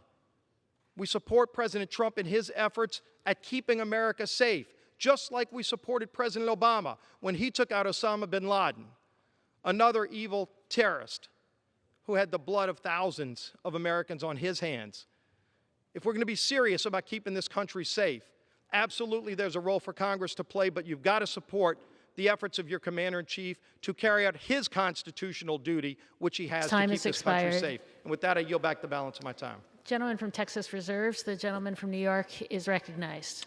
It's now my pleasure to yield 1 magic minute to our Speaker of the House, the gentlewoman from California, Ms. Pelosi. The gentlewoman is recognized. Thank you, Madam Speaker. I thank the gentleman for yielding, and I thank him for his leadership in bringing this important opportunity for us to express our concern about the President's actions. I salute him, and I thank the support on the other side of the aisle for this legislation. As we know, last week the Trump administration conducted a provocative and disproportionate military airstrike targeting high-level Iranian military officials, and he did so without consulting Congress. When I first heard from the administration, the Secretary of Defense and the Chairman of the Joint Chiefs, I said, why did you not consult Congress in this change in approach? And they said, because we had to keep this close. We had to keep this close. You had to keep it close from the Gang of Eight, the leadership of the Congress. And we had to keep it close because we didn't want the word to get out. Well, we deserve the respect from the administration, and the Congress deserves, by dint of the Constitution, the requirement of the administration to consult with Congress. We know full well, better than many in the administration, the importance of classified information. We know that we are supposed to support sources and methods. We also know that the consultation that they would give to us does not enable us to divulge any information. So who are they keeping it close from? They admitted, this administration, they were keeping it close from the Congress of the United States. And they did so. Now they did a classified presentation yesterday, which their own party members, Republican senators, said it was the most demeaning and worst classified briefing that they had had. I myself think there's stiff competition for that designation of worst presentation by this administration in a classified briefing. But all of that to say is the Constitution of the United States calls for there to be cooperation when we decide about initiating hostilities. Congress has the right to declare war.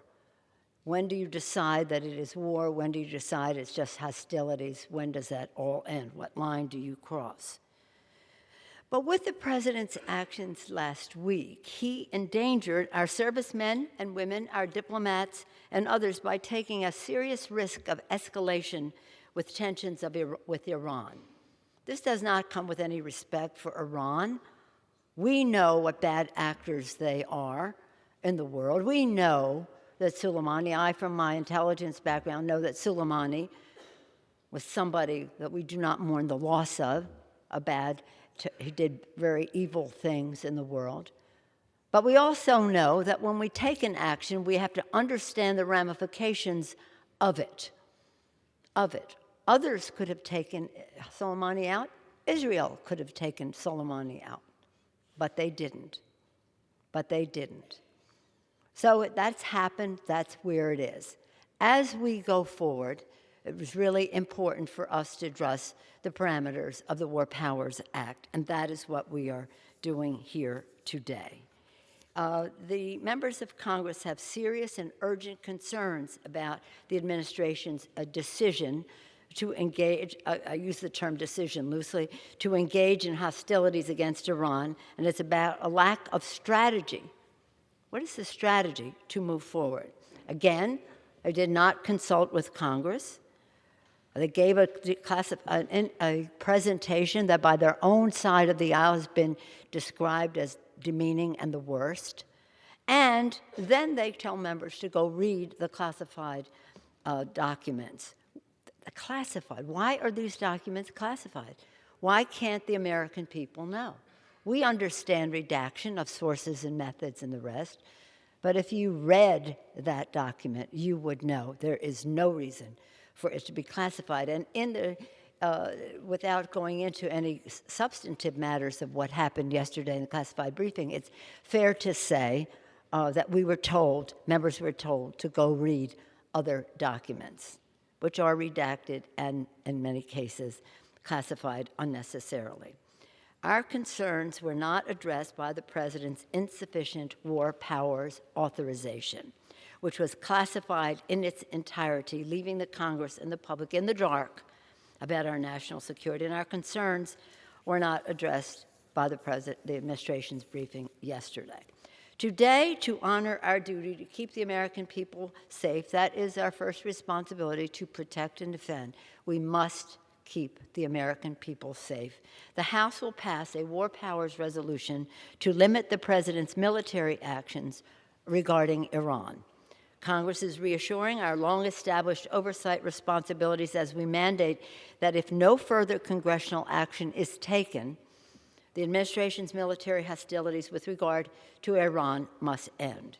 We salute Congresswoman Slotkin for her leadership in this resolution. She's a former CIA and Department of Defense analyst specializing in Shia militias who served multiple tours in the region under both Democratic and Republican presidents. It's important to note, because I heard the distinguished whip on the other side of the aisle say, how come it's just a concurrent resolution? It is because under the War Powers Act, that is one of the options that is provided. You can do a joint resolution, House resolution, or you can do a concurrent resolution.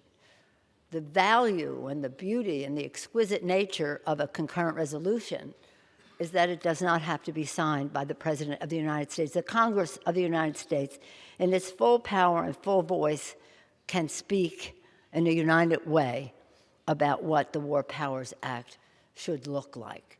And that should count for something to our colleagues who serve in the Congress of the United States. And so under the authority of the War Powers Act that gives us this option, we take this opportunity to do so. I implore the administration to work with Congress to advance immediate, effective de-escalatory strategy that prevents further violence. I also salute this resolution because it does give opportunity for the administration to act under certain circumstances, which are part of the War Powers Act.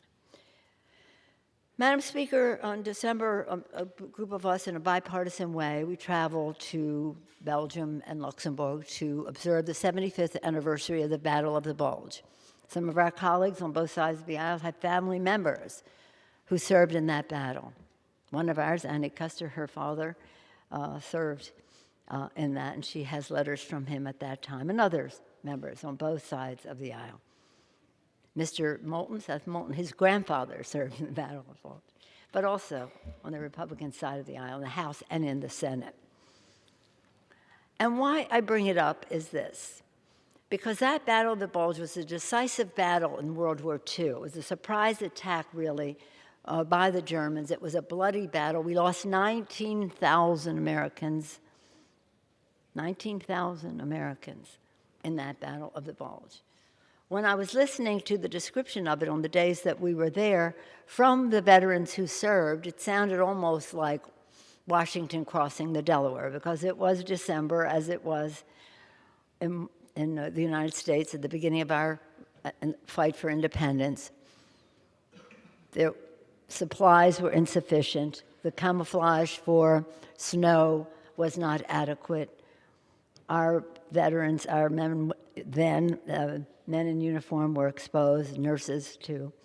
And it was a triumph that decided, it was very decisive in World War II. And why I bring it up is because when there was the observance of it, it was 3 days, parts of 3 days we were there for it, but the close of it, there was a ceremony that included a speech by the King of Belgium, the Grand Duke of Luxembourg, two of the places where this all took place, the President of Germany, who spoke beautifully about Germany now, and saying when you freed Luxembourg and Belgium, you also freed the Germans. What a beautiful statement. But the close of it was from a veteran who served in the Battle of the Bulge in his 90s, was a teenager in the war. We saw the foxholes in which they fought. They lost their comrades in arms. He talked about the brotherhood, and he talked about the allies, and he talked about the fight. And at the end of the speech, the veteran said, "I don't know if I should say this, but I will. My message to all of you is pray for peace. Pray for peace.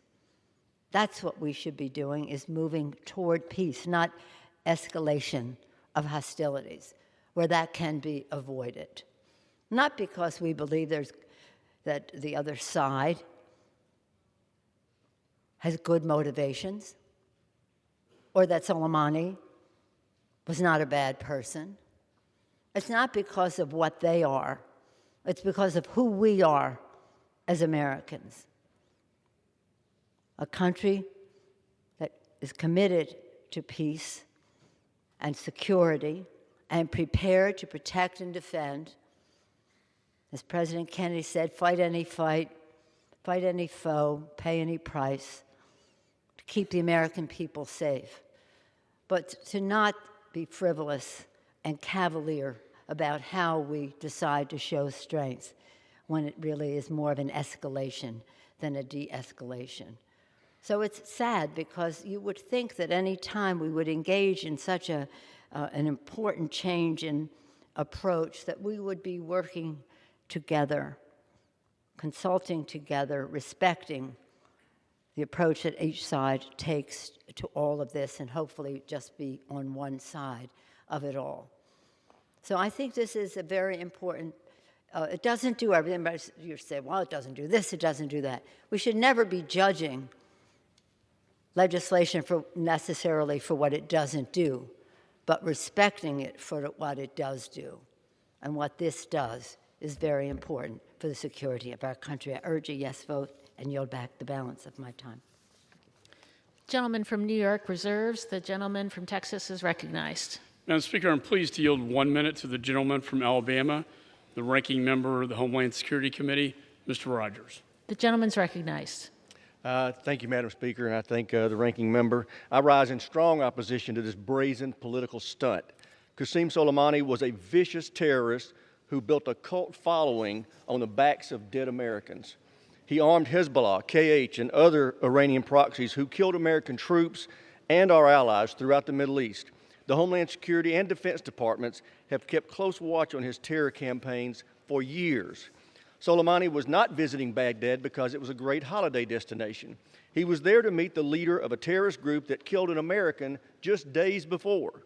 Our president used the law and his constitutional authority as commander-in-chief to eliminate this terrorist mastermind before he could kill again.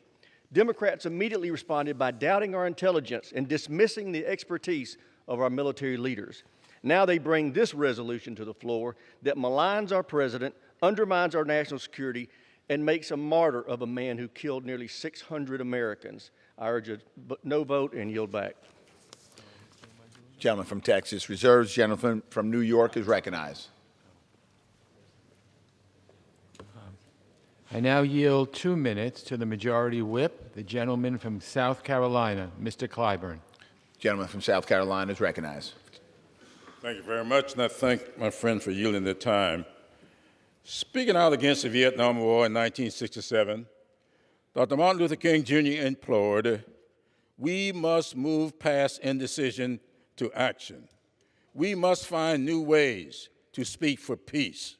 If we do not act, we shall surely be dragged down the long, dark, and shameful corridors of time, reserved for those who possess power without compassion, might without morality, and strength without sight. Dr. King's words are just as apropos today. President Trump, in ordering a significant military strike against authorization without seeking authorization or even consultation with the Congress, has brought us to the brink of war. The Constitution of this great country gives the solemn power to declare war to the people's representatives in Congress, not one person in the White House, whoever that might be. With this resolution, Congress is acting to uphold our constitutional responsibility. If the President believes military action against Iran is warranted, this resolution and the Constitution require him to make the case to Congress and receive authorization. Mr. Speaker, I truly regret that we find ourselves in the position we are today. The Trump administration's policy toward Iran, abandoning the nuclear deal rather than building on it while escalating tensions instead, is an unwise application of American power, might, and strength. The strike against General Soleimani, a bad man who no American mourns, drags us closer to another long, dark, and shameful corridor to an unnecessary war. I urge the adoption of the resolution, and I'll yield back the balance of my time. Gentleman from New York reserves. Gentleman from Texas is recognized. Mr. Speaker, I'm pleased to yield 1 minute to the gentleman from California, Mr. McClintock. Gentleman from California is recognized. Thank you, Mr. Speaker. Our Constitution is clear that only Congress can start a war, but only the President can wage it. Congress started this war with the AUMF in 2002. It's still in effect.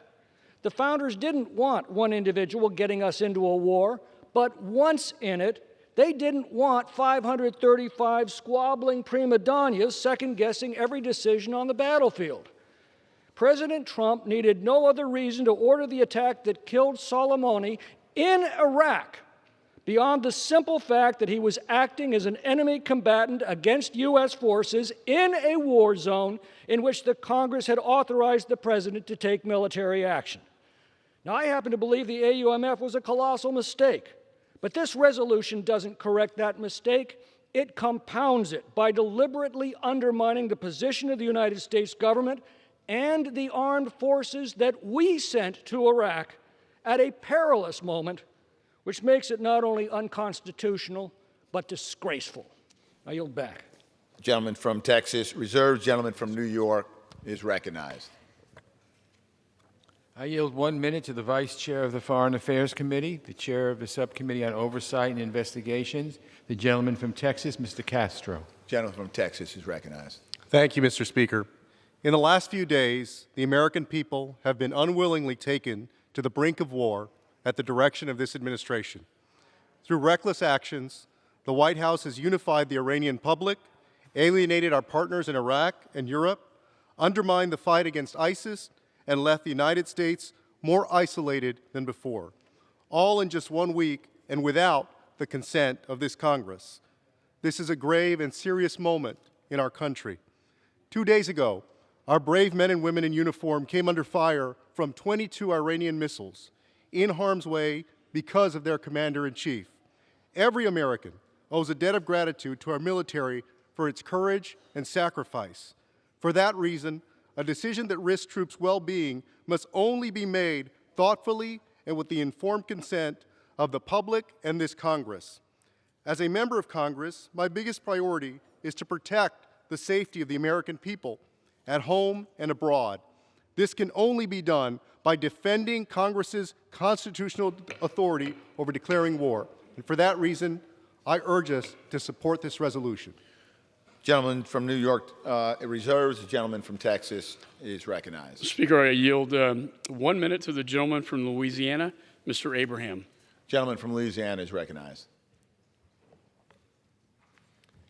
Major Ronald Culver Jr., Corporal Justin Mixon, Sergeant Joseph Richard III, Sergeant Terrell Gilmore, Staff Sergeant Jared Fontenot, Corporal William Crouch, Private Mark Graham, Staff Sergeant Ronnie Sanders, Staff Sergeant Jared McMillan, Sergeant Joshua Winton, Sergeant Ty Guthrow, Private Joshua Burrows, Corporal Joseph Duras, Lance Corporal John Bowman, Lance Corporal John Hale, Sergeant Matthew Westman, Sergeant First Class Terry Wallace, Sergeant Burry Testers, Lance Corporal Derek Cottom, Staff Sergeant Brian Lewis, Sergeant Julian Atkins, Sergeant William Partridge, Corporal David Stewart. Additional 30 seconds. Additional 30 seconds is granted. Sergeant David Murray, First Sergeant Michael Bordelon, Sergeant Nicholas Oliver, Sergeant Seth Trahan, Staff Sergeant Jonathan Reed, Staff Sergeant Christopher Ramsey, Sergeant Michael Evans, Sergeant Robert Sweeney, Staff Sergeant William Manuel. And Mr. Chairman, I request unanimous consent to enter the rest of my testimony into the record. Without objection. Gentleman from Texas reserves. Gentleman from New York is recognized. I now yield 1 minute to a valued member of the Foreign Affairs Committee, the gentlewoman from Pennsylvania, Ms. Houlihan. Gentlewoman from Pennsylvania is recognized. Thank you, Mr. Chair. Mr. Speaker, I rise in support of the resolution before us today. Article 1, Section 8 of the Constitution states, quote, Congress shall have the power to declare war, end quote. The founders were unequivocal. Only Congress has the power to authorize acts of war. Today, we bring forth this resolution to honor our founding fathers' vision for our country, for our government, one whose very survival hinges on the separation of powers and each branch's respect for the other's authority. At this moment, we as a Congress have an opportunity to pursue de-escalatory actions that protect the lives of our armed forces, diplomats, and civilians. And I implore the President and this administration to work with this Congress in this effort. Today marks this first step. We must aggressively pursue diplomacy so that no lives are lost. I encourage all of my colleagues on both sides of the aisle to join in that pursuit. I urge my colleagues to support this resolution. I urge a yes vote. I yield back. The gentleman's reserves. Gentleman from New York reserves. Gentleman from Texas is recognized. Mr. Speaker, I'm pleased to yield 1.5 minutes to the gentleman from Michigan, Mr. Wahlberg. Gentleman from Michigan is recognized. Thank you to the ranking member, and thank you, Mr. Speaker. I rise today in strong support of a president who carried out his oath of office. I'm afraid the reason we are here today, again, is out of pure opposition to this president and not the serious national security issues at hand. Make no mistake, terrorist Soleimani is responsible for the deaths of hundreds of Americans, including those that my friend and colleague Ralph Abraham just read. Hundreds of Americans. And he was plotting to kill many more. The President used his full legal authority to take defensive action and eliminate this brutal terrorist. The world is safer today because of it. In times like these, we need to come together as a country and stand behind our men and women in uniform. Whoever occupies the White House should have the ability to direct and address threats and prevent American bloodshed. Just 48 hours ago, Iran attacked U.S. military personnel, and yet we are hastily voting on this partisan resolution that will weaken national security. I urge my colleagues to vote no on this political show resolution, and I yield back. Gentleman from Texas reserves. Gentleman from New York is recognized. I now yield 1 minute to the gentlewoman from Ohio, Ms. Capter. Gentlewoman from Ohio is recognized. I thank the gentleman for yielding and rise in support of the War Powers Resolution as an original co-sponsor. This is a grave and pivotal moment in American history, and we must be greatly concerned for the security of our troops and the safety of the American people. We live in an era of hybrid warfare and high-intensity reaction. One reckless military strike can incentivize countermeasures, not just in the immediate region, but thousands of miles away by Iran's proxies. Wise use of force matters. Without congressional authorization and in defiance of our Constitution, this president ordered an unprecedented strike on Iran's top generals. There is no doubt Soleimani was a fierce enemy of liberty. However, this Lone Ranger attack by the president risks all-out war, greater instability in Iraq and Iran, losing the edge we have gained at such great cost, and some of those names have been put on the record today. We must protect against further attacks on our service members and attacks on U.S. assets wherever they might exist. Might I have an additional 15 seconds?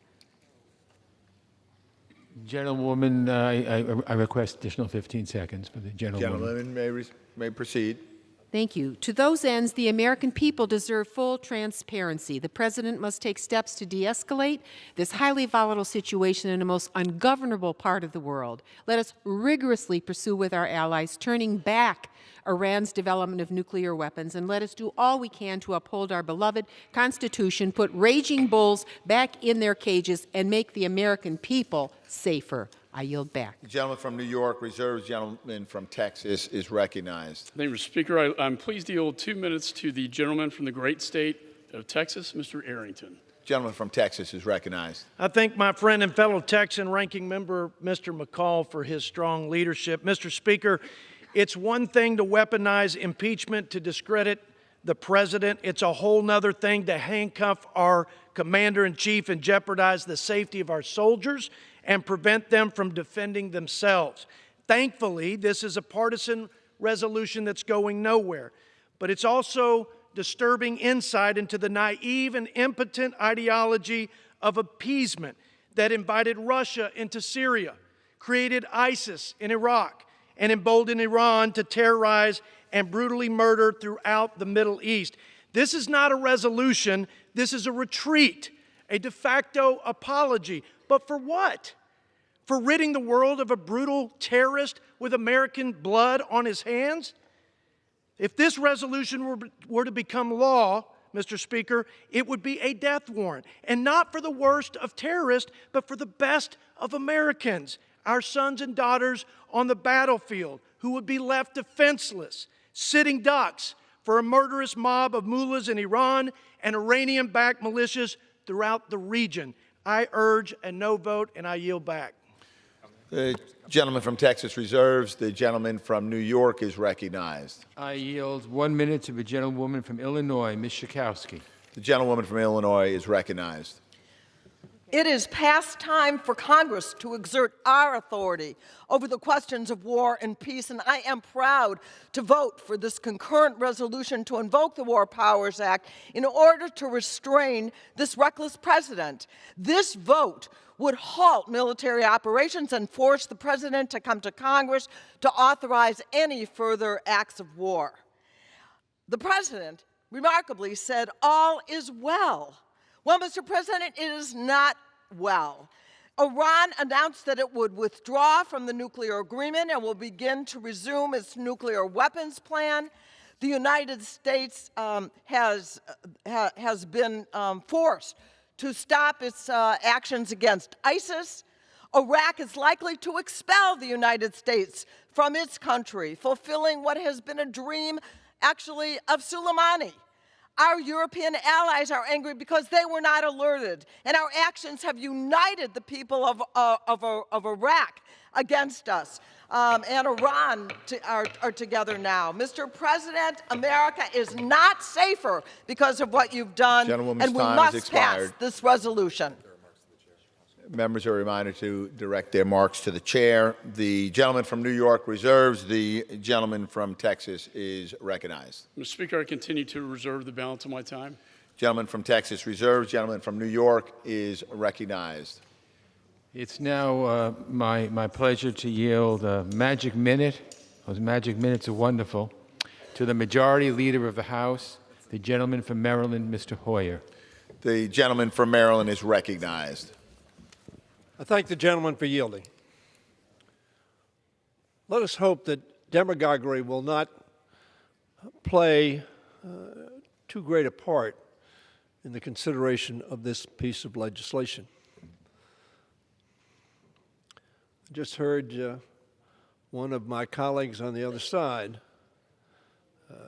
mischaracterize the position of my party and of this resolution. This resolution is the law. This resolution is consistent with not only the law, the War Powers Act, but the Constitution of the United States. And I want to thank Representative Slotkin for authoring this resolution, as well as Chairman Smith, Chairman Engel, Representative Khanna, Representative Lee, and others, who have been working hard to ensure that Congress maintains its role as a co-equal branch of government when it comes to matters of war and peace. This president, as we have seen, has consistently treated the legislative branch as inferior to the executive. Sadly, Mr. Speaker, we've had numerous votes on this floor last year to stand up for the co-equal status of the Congress of the United States. And too often our Republican friends have sided with the executive department, diminishing the authority and the position of the Congress of the United States. This is not about this president, nor is it about shrinking from confronting terrorism and terrorists. Again and again, we have seen this president ignore Congress's directives on appropriations, including by shifting money away from the military to fund his costly and ineffective border wars. He has refused to disperse emergency funding for disaster relief that Congress allocated to help the people of Puerto Rico and other places where Americans are in need of help. And he withheld congressionally appropriated funding to help Ukraine repel Russian terrorism. After criticizing his predecessor for the use of executive orders, President Trump has doubled down on using them to circumvent the will of Congress and the American people. All this resolution is to say, Mr. President, obey the law. Obey the Constitution of the United States of America, which gives to the Congress the sole authority to declare war. And if you read the language of the resolution, it continues to say that we are for certainly defending any of our people at risk, period. The War Powers Act provides for that. Article 2 of the Constitution provides for that. But the President has ignored congressional subpoenas for documents and testimony directing subordinates to build a wall of obstruction unseen in our history. It should therefore be no surprise that we representatives of the 320 million plus people of America who expect us to be their voice in this critical issue of declaring war. And this resolution does not prohibit in any way the President of the United States, under his Article 2 powers, acting to defend our military, our allies, and our homeland. Now, with the actions taken last week, he is unilaterally moving us toward an involvement in another deadly and destabilizing war in the Middle East. Now, I'm glad, very frankly, that, as we all are, that the response that came from Iran was either ineffective or meant to be simply a message. I don't know which. Thankfully, however, the Congress has under law and our Constitution a remedy to reassert our position as a co-equal branch, as a matter of fact, an Article 1 branch, ensure, as the founders intended, that only the Congress, speaking on behalf of all of the people, could declare war. Congress passed the War Powers Act in 1973 because they believed a Democratic president, and it was a Democratic Congress that adopted the War Powers Act, because they believed a Democratic president had overstepped the bounds. Congress passed the War Powers Act in 1973, determined to ensure that no president can send our troops into war without the people's representatives authoring it. I suggest to my friends on both sides of the aisle, that is what the founders intended. We must use this tool of congressional power, or by our silence acquiesce to the growth of the imperial presidency, which, by the way, has been going on for some 40 years, maybe even 50 years, irrespective of who is president. This is not a partisan resolution. This is a resolution consistent with the Constitution of the United States of America, who did not want a single person to be able to take America to war, to put our men and women at risk. Let us be absolutely clear. Qasem Soleimani was a dangerous purveyor of terror and violence and a practice thereof. He was an architect of Iranian efforts to dominate the Middle East through aggression and fear. He has American blood on his hands as well as the blood of our allies. He has met the justice he deserves. I say that notwithstanding the fact I do not know from the information I have received whether or not, in fact, it was absolutely essential to take his life now because of imminent danger. Perhaps it was. But in any event, no one laments the loss of Soleimani's life, at least in this country and freedom-loving people throughout the world. And we are relieved that the Iranian counterstrike was limited and caused no American or Allied casualties. But, Mr. Speaker, my constituents and the American people are deeply concerned about what comes next, with a possibility of further retaliation and escalation from Iran or its proxies. There may be a time when such action is called for. But it is this body that needs to make that decision, and the United States Senate.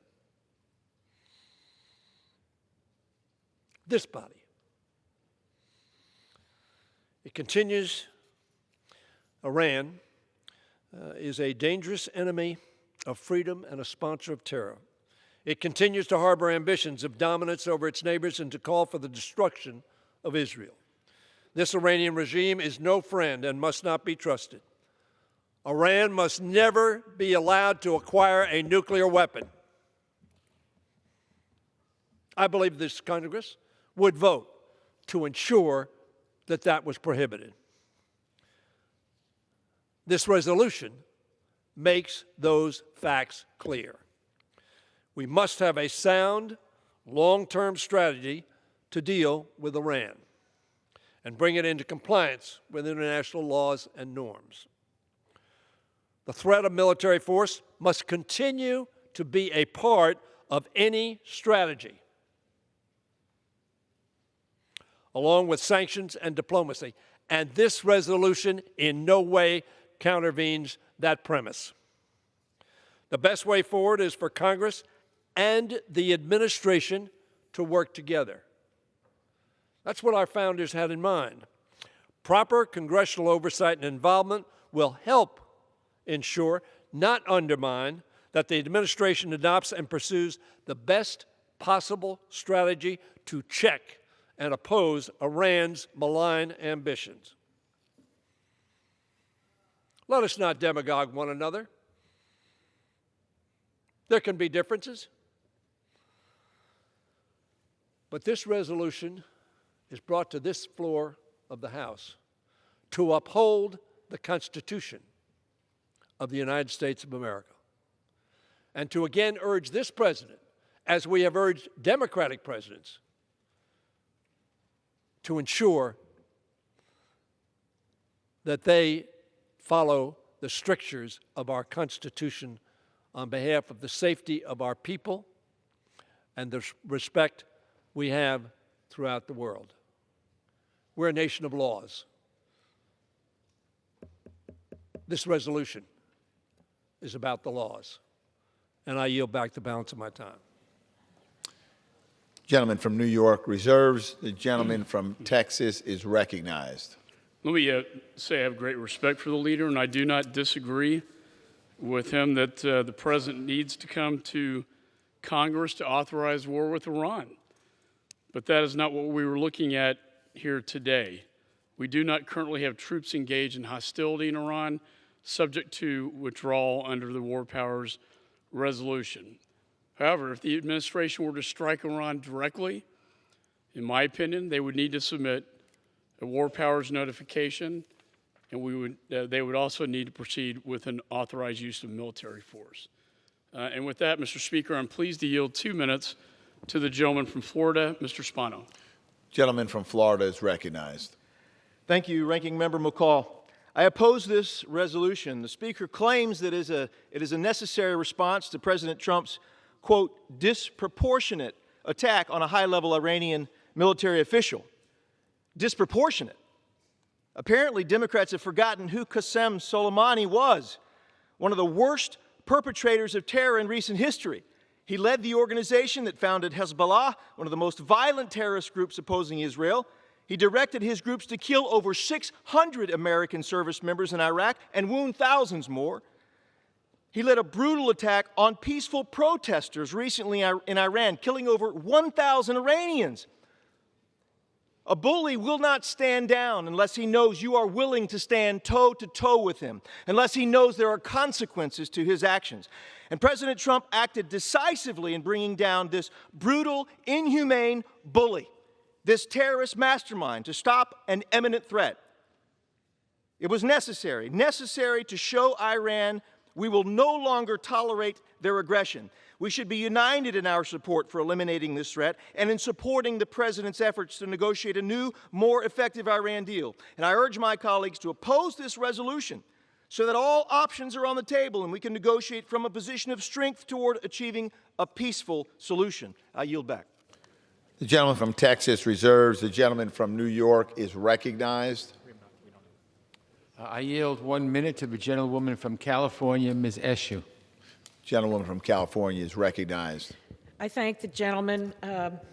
Mr. Speaker, I rise in strong support of this concurrent resolution, which requires President Trump to immediately terminate military operations against Iran. It's about time that Congress exercised its War Powers Act, powers authority under the Constitution. I believe this is long overdue. Now, the President has taken our nation to the brink of war without properly consulting Congress or seeking the legal authority to do so. Only Congress can authorize military action under Article 1 of the Constitution. And to add insult to injury, the Trump administration has failed to fully explain to Congress and the American people what exactly the imminent threat was to the United States that required the strike that was undertaken. My constituents and people across the country have been terrified about the prospect of a new war in the Middle East. Now, let me be clear. No member of Congress carries a brief for Soleimani or the Iranian government. I yield the gentlewoman an extra 15 seconds. I thank the Gentlewoman gentleman. may But continue. no president has unilateral authority to take our nation to war without authorization from Congress. I urge my colleagues to vote yes. The gentleman from New York reserves. The gentleman from Texas is recognized. Mr. Speaker, I'm pleased to yield 2 minutes to the gentleman from North Carolina, Mr. Bishop. Gentleman from North Carolina is recognized.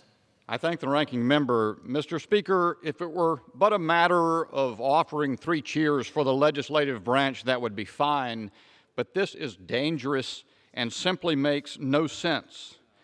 If the majority wished to assert Congress's authority, as several have argued, it would not use a non-binding resolution.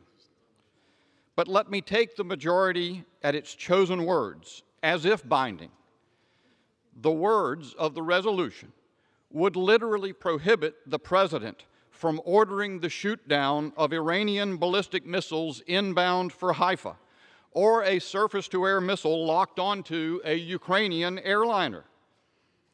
And the resolution's chosen words, as Democrats argue them, would prevent the President from the strike on Soleimani itself, even if devastating harm to American soldiers were imminent.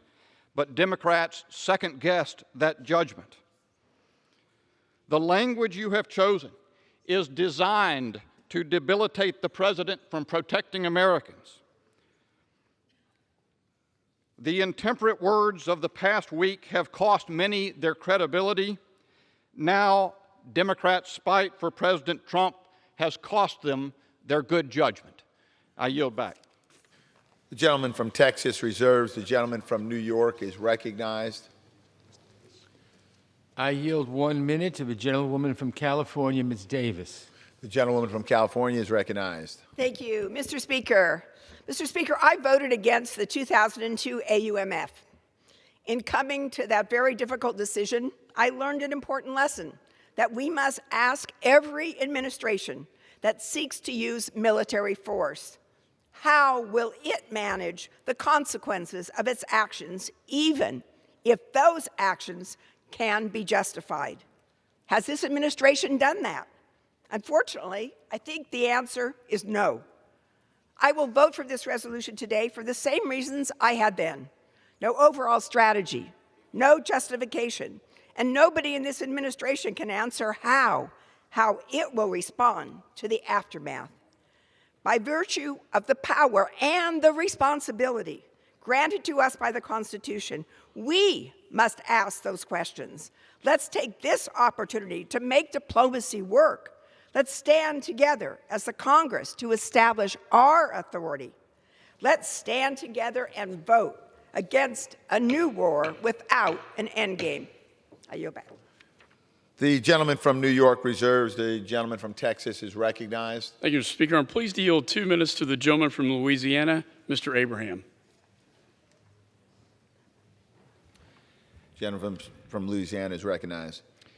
Sergeant First Class Kurt Como, Sergeant Christopher Babin, Sergeant Bradley Bergeron, Sergeant Huey Fassbender, Sergeant Armand Fricke, Sergeant Warren Murphy, Sergeant Craig Nelson, First Lieutenant Christopher Barnett, Private First Class Tory Dantzler, Private First Class James Lambert, Sergeant Taft Williams. I want to thank the ranking member, Chairman McCall, for giving me additional time to finish the list that I started earlier. These are 44 young Americans that died from Louisiana by IEDs in the most active part of Iraq when Soleimani and his proxies were engaged. They designed, they built, and they implemented these IEDs. And in Louisiana alone, 44 young Americans gave their lives for the United States of America. President Trump, he had the authority, he has the right, and thankfully he had the courage to terminate Soleimani and remove this cancer from this earth. And to my Democratic colleagues and friends, I say, if you can look these Gold Star families in the face and tell them that this was not a justified strike and that Soleimani needed to be removed from this earth, then God have mercy on you. I yield back, Mr. Speaker. Gentleman from Texas reserves. Gentleman from New York is recognized. I yield 1 minute to a valued member of the Foreign Affairs Committee, the gentleman from New Jersey, Mr. Malinowski. The gentleman from New Jersey is recognized. Mr. Speaker, we may be relieved that an impulsive act by President Trump has not immediately led to war with Iran. We may be relieved that an evil man is dead. But as that evil man wished, our troops have now been asked to leave Iraq, and if they stay, their ability to work with Iraqis to fight ISIS has been shot. As he wished, the protest movement in Iran and Iraq that threatened the Iranian regime has been silenced. As he wished, Iran is now breaking free of all restrictions on its nuclear program. We are not safer today. And in this moment of danger, there is just one question that this resolution asks. Not do you support what the president has already done, but should Congress play our constitutional role in deciding what happens next? I support this resolution because passing it will protect us against going to war with a tweet, but it also ensures that if we do go to war, which we may have to at some point, we will do so with the American people united, not divided, as the framers intended, as our national interest demands. I yield back. The gentleman from New York reserves. The gentleman from Texas is recognized. Mr. Speaker, I continue to reserve the balance of my time. Gentleman from Texas reserves. Gentleman from New York is recognized. I yield 1 minute to the gentleman from California, Mr. Cisneros. Gentleman from California is recognized. Mr. Speaker, I rise today in defense of our Constitution and express the urgent need of Congress to reestablish itself as an equal branch of government. Our founders explicitly laid out the roles and responsibilities of the legislative, executive, and judiciary branches, creating a necessary system of checks and balances. But today, we find our democratic system in jeopardy. In the past week, there has been an increasing concern about the United States going to war with Iran. Let me be very clear. If and when President decides to use military action, he must go through Congress first. Article 1, Section 8 of the Constitution gives Congress the power to declare war. Any attempt to undermine the power would be unsafe, unacceptable, and unconstitutional. As a Navy veteran, I am constantly thinking of our brave service members. It's why I take this constitutional responsibility seriously. We cannot turn our backs to our principles, we cannot turn our backs to our values, and we cannot turn our backs to the Constitution. I look forward to voting for the War Powers Resolution and taking Congress's power back. I yield back the balance of my time. The gentleman from New York reserves, and the gentleman from Texas is recognized. Mr. Speaker, I'm pleased to yield 2 minutes to the gentleman from Georgia, Mr. Heiss. Gentleman from Georgia is recognized. Thank you, Mr. Speaker, and my good friend. I rise with great frustration in opposition to this politically motivated resolution. It is nothing but a blatant attempt to handcuff the President's ability to defend our citizens and our allies. Just this morning, U.S. intelligence officials reported that they are now confident that the Ukraine airline 752 was shot down by Iranian surface-to-air missiles. Another 176 innocent lives lost. The Islamic Republic of Iran has been hostile to our nation for decades, and yet it has certainly escalated in the last several months with a campaign of antagonistic military action. Have my Democratic colleagues forgotten about the shipping vessels sabotaged by naval mines last May and June, or the American drone shot down over international waters, or the British oil tanker seized by the Iranian Revolutionary Guard, or the Saudi oil facilities that were attacked? And then when an American citizen was killed in an attack on Kirkuk Air Base in December, and our embassy in Iraq subsequently overrun, our president drew a line in the sand. Yet after months of tremendous restraint, the president was determined that not one more American life would be lost at this Iranian regime, and I fully support the president in his actions.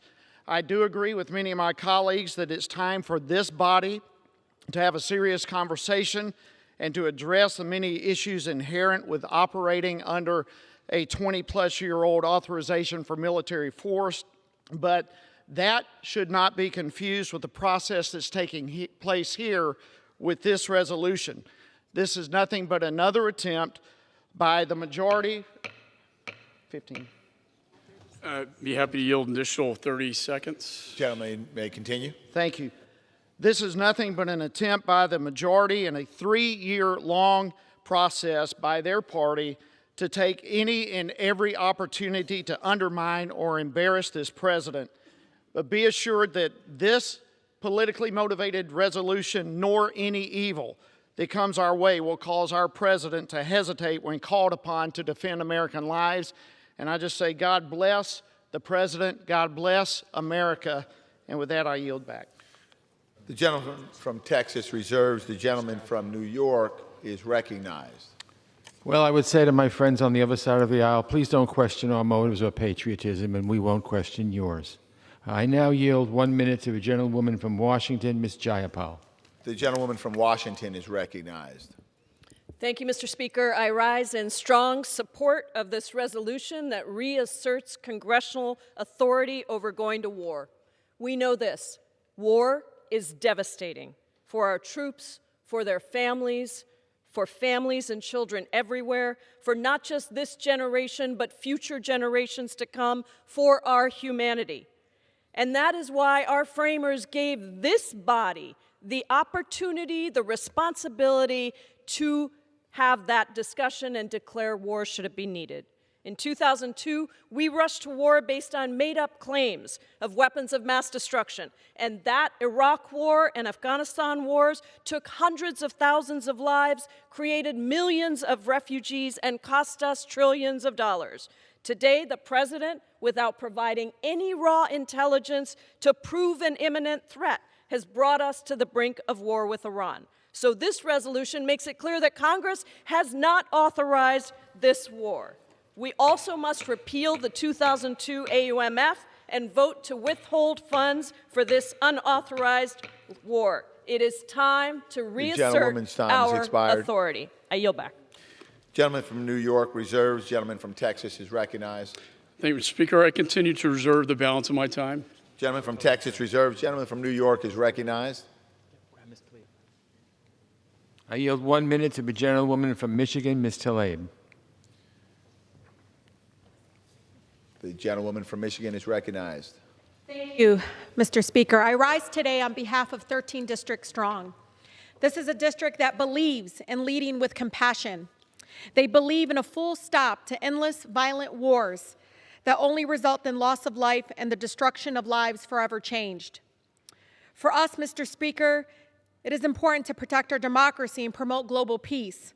We must remove political motives and for-profit schemes from the decision-making process to go to war. If we don't, it would only lead to more warfare and death.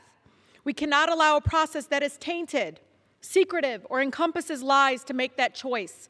We need a country that easily chooses peace for generations to come. I proudly represent a district that believes in the rule of law.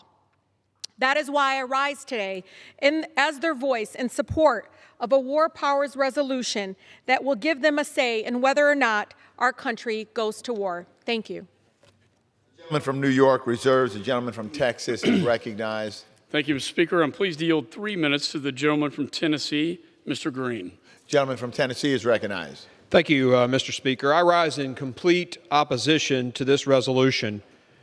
First, this is a non-binding resolution. If you really wanted to exert some congressional decision-making, we'd do a bill that goes before the president and gets signed or gets vetoed. This is purely theatrics. None of these Democrat leaders stood up when President Obama violated the airspace of Pakistan to take out Osama bin Laden. Now, I'm glad he did that. But he violated, there was no congressional authorization to go into Pakistan. At least here, there's a congressional authorization for our forces to be on the ground and using military power. The President has clear authority under Article 2 to act when our nation and our military is at risk. The Chairman of the Joint Chiefs of Staff said, and I quote, "The trigger for the drone strike that killed Soleimani was clear, unambiguous intelligence indicating a significant campaign of violence against the United States in the days, weeks, and months, and that the administration would have been culpably negligent if it didn't act." General Mark Milley. These people understand one thing, and it's strength. You'll recall that when President Clinton pulled our forces out of Somalia after we got the black eye on Black Hawk Down, bin Laden cited that as proof that the Americans run away, that they won't stand and fight. I've been to combat 3 times in this region of the world, twice in Iraq and once in Afghanistan. I've looked these individuals in the eye. It's strength that they understand, and clearly it's shown itself to be true again. This president stood up, and Iran's response was clear. They had 2 audiences in their response. At home, they wanted people to see strength. They shot 15 missiles. They're back in their press saying they killed Americans. They didn't, of course. The other audience, the United States and the rest of the world, they fired 16 missiles. All 16 missed. All 16 missiles missed. Remember, when they hit Saudi Arabia, all those missiles hit. They know how to hit their target. They fired 16 missiles against us and not a one hit. What's the message they're saying?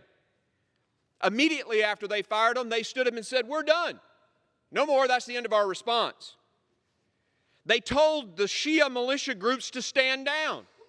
And Muqtada al-Sadr said to his people today, stand down. They respond to strength. And our president did the right thing. He was a strong response to storming sovereign U.S. territory of an embassy with 6,000 people, killing American contractors and wounding American soldiers with a rocket attack. Mr. Speaker, this president made a strong response, and it's shown itself to work. I yield. Gentleman from Texas reserves. Gentleman from New York is recognized. Thank you. I just can't really believe what I just heard. It was the 2001 AUMF specifically authorized our going after Osama bin Laden. He's the example of Congress getting involved. That was the authorization to get Osama bin Laden in Pakistan or anyplace else. And that's what we're trying to assure here, that things aren't just happening, that there is actual authority. And Osama bin Laden is the wrong example because we gave the authority to go after him. I yield 1 minute to a gentlewoman from Florida, Ms. Frankel. Gentlewoman from Florida is recognized. Thank you, Mr. Speaker. As the mother of a United States Marine War veteran, I came to Congress with the promise of never sending someone else's child to a war that could be avoided. This War Powers Resolution says no war with Iran without congressional approval, while still ensuring defense if there's an imminent threat. While we do not mourn the death of Iran's commander of terror, Americans and our allies worry about the ramifications will make us less safe. The fight against ISIS has been diverted. Regional protests against the Iranian regime are now against America. Iranian proxies have been further incited, and Iran is closer to having a nuclear weapon. America is not a monarchy. The decision to go to war requires debate, deliberation, and collective judgment. That's why the law gives the responsibility to Congress. I urge support of this resolution, and I yield back. Gentleman from New York reserves. Gentleman from Texas is recognized. Speaker, at this point, I'll continue to reserve until Chairman Engel is prepared to close. Gentleman from Texas reserves. Gentleman from New York is recognized. I yield 1 minute to the gentleman from Michigan, Mr. Kildee. The gentleman from Michigan is recognized. Thank you, Mr. Speaker, and I thank my friend, Mr. Engel, for yielding. I'm troubled by aspects of this debate. I think it's fine that we have different views. But to hear some on the other side characterize the position of those who support this resolution as somehow not loving the country as much as they do, when it's our country as well that we pledge to defend. It's the same veterans on this side of the aisle that put themselves in harm's way as the veterans on the other side of the aisle. There's no distinction in the battlefield. We love our children and want to defend them as much as we know you do as well. So let's stop the demagoguery regarding patriotism. This comes to a simple question, and it's not even a question as to whether or not there was justification to take out Mr. Soleimani, because clearly there was. The question is who gives the justification? Who authorizes military action in this country? We can all have our opinions, but we ought to consult the Constitution that vests. Yield the gentleman 15 additional seconds. Gentleman may continue. Thank you. We ought to consult the Constitution, which clearly vests that authority in this Congress. We ought not fear that authority and outsource it to the executive branch. We ought to embrace that authority and be willing to make that decision and follow the Constitution. I thank the gentleman. Does the gentleman from Texas continue to reserve? The gentleman from New York is recognized.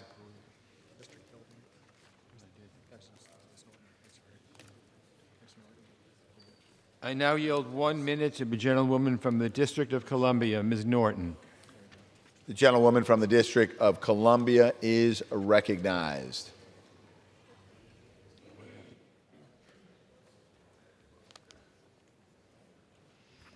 I thank my good friend for yielding. Congress has long been absent without leave from its constitutional responsibility to authorize war before it occurs. From Vietnam to Iran, the verdict on the War Powers Act is clear. You lose it if you do not use it. Congress chafes at outside presidential power, but has failed to exercise its own advice and consent power on war. Iran has stepped back for now from the brink of war following the killing of General Soleimani, but a strong bipartisan 69% of the American people say that war with Iran is now more likely. No wonder, considering that we have just deployed 15,000 more troops to the region. Trying to get answers after the fact, as Congress did in yesterday's briefing, yielded frustration, not answers. Unchecked executive power unbalances the safeguards against arbitrary power the framers built into our Constitution. With passage of today's resolution, we will reclaim that balance by reinserting Congress into decisions to go to war. The gentleman from Texas, continue to reserve. The gentleman from New York is recognized. Okay. I now yield 1 minute to a very valued member of the Foreign Affairs Committee, the chairman of the Subcommittee on the Middle East, North Africa, and International Terrorism, the gentleman from Florida, Mr. Deutsch. Gentleman from Florida is recognized. Mr. Speaker, I rise in support of this War Powers resolution, and I thank my colleague from Michigan, Representative Slotkin, for leading this effort today to assert Congress's rightful authority and to defend our solemn constitutional duty. None of us want to see our brave men and women sent into another war. To be clear, this vote is not about telling the administration that the president can't defend this country. My colleagues know that. They understand it. I strongly reject any implication that somehow by supporting this resolution, we don't take our national security and the safety of our service members seriously. To the contrary, nothing we do today limits the ability to respond to a real and imminent threat or defend this country and our interests. To assert so is simply false, and it is reckless. Today we're telling the president that if there is a serious threat to the United States, our national security requires that a solemn decision is made to engage U.S. forces. The elected representatives of this body have to have. The gentleman may continue. I thank my friend. The elected representatives of the American people need to have that case made to them. Congress needs to have a robust debate about any authorization for the use of military force. I urge my colleagues to vote yes. I urge my colleagues to uphold the Constitution, and I yield back. Does the gentleman from Texas continue to reserve? Gentleman from New York is recognized. I yield 1 minute to the gentleman from Florida, Mr. Getz. Gentleman from Florida is recognized. I take a backseat to no member of this body when it comes to defending the president. This resolution offers no criticism of the president, no critique. It doesn't criticize the president's attack on Soleimani. Matter of fact, this resolution doesn't even say Soleimani's name in it. Yet, it does articulate our very robust basis for self-defense, at times even preemptory self-defense to defend our troops. And it also articulates our non-delegable duty as members of the United States Congress to speak to matters of war and peace. I represent more troops than any other member of this body. I buried one of them earlier today at Arlington. And that sergeant died a patriot and a hero. If the members of our armed services have the courage to go and fight and die in these wars, as Congress, we ought to have the courage to vote for them or against them. And I think it's ludicrous to suggest that we are impairing the troops from doing their job by not doing our job articulated in the Constitution to speak to these matters of war and peace. I support the president. Killing Soleimani was the right decision, but engaging in another forever war in the Middle East would be the wrong decision, and that's why I'm voting for this resolution, and I yield back. Gentleman from New York reserves. Does the gentleman from Texas continue to reserve? Gentleman from New York is recognized. I yield 1 minute to the gentleman from Massachusetts, Mr. Moulton. Gentleman from Massachusetts is recognized. Mr. Speaker, the system of checks and Mr. Moulton. Massachusetts is recognized. Mr. Speaker, the system of checks and balances is broken. Last week's airstrike proves it. After the strike, the administration produced a vague document that attempts justifying America's push to the brink of war. Mr. Chairman, I fought in a war started by a president with false and trumped-up intelligence. We cannot let this president do the same. Americans deserve to read the declassified report so they can judge for themselves whether the strike was worth the risk. They'll find an administration shooting from the hip with no strategy to deal with Iran. It's time for Congress to lead and exercise the authority the founders gave us in Article 1, Section 8 of the Constitution. It's time to tell the President he cannot send our troops to war with Iran without a strategy and without the consent of their representatives. I yield back. The gentleman from New York reserves. Does the gentleman from Texas continue to reserve? The gentleman from New York is recognized. I yield 1 minute to the gentleman from Maryland, Mr. Brown. The gentleman from Maryland is recognized. Thank you, Mr. Speaker. President Trump's strategy to counter Iran has failed. He has allowed Iran to restart its nuclear weapons program, disrupted our operations countering ISIS, continues to undermine our relationship with NATO allies, and has led America to the brink of a new and unnecessary war. As someone who served in Iraq, I understand the costs of war, how our soldiers put their lives on the line, and the impact these decisions have on military families. Our founders entrusted Congress with the responsibility to declare war. Congress owes it to the American people and our men and women in uniform to carry out that responsibility. It's time for Congress to declare that war with Iran is not in the best interests of the American people. It is time for Congress to repeal the 2002 AUMF and dramatically restrict the 2001 AUMF. And until we can do that, we must prevent the President from unilaterally committing the United States to yet another war in the Middle East. And I yield back. Gentleman from New York reserves. Does the gentleman from Texas continue to reserve? No, Mr. Speaker, I'm pleased to yield 2 minutes to the gentleman from Pennsylvania, Mr. Kelly.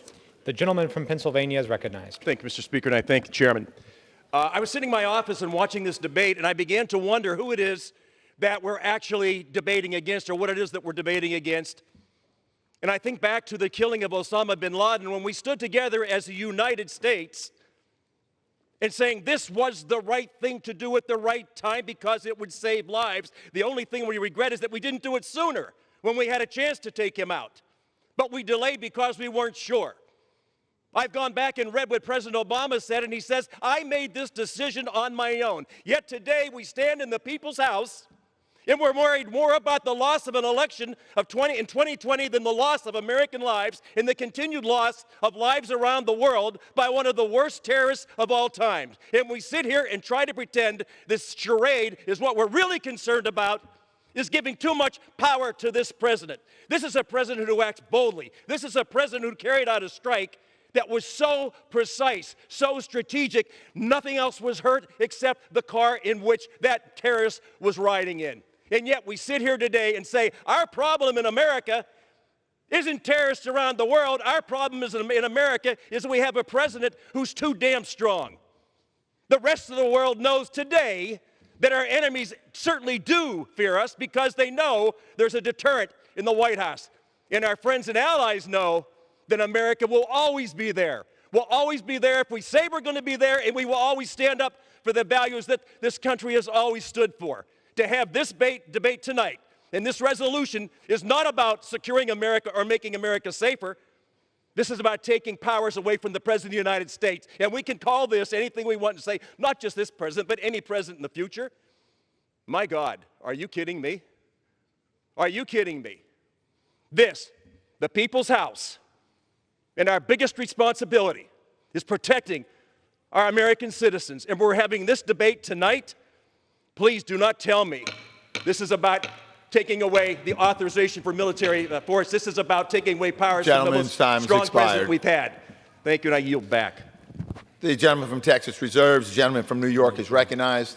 You know, again, I think it would be helpful if people's motives or patriotism wasn't questioned. I now yield 2 minutes to the gentleman from Illinois, Mr. Schneider. Gentleman from Illinois is recognized. Thank you, Mr. Speaker. I rise today in strong support of the War Powers Resolution introduced by my colleague from Michigan, Congresswoman Alyssa Slotkin. Soleimani was an evil man, a terrorist, a war criminal. No one should mourn his demise. But that doesn't change the question of who has the authority to take our nation into war. It is Congress, and only Congress, that is endowed with the most solemn duty to decide if, when, and where to commit our nation to war.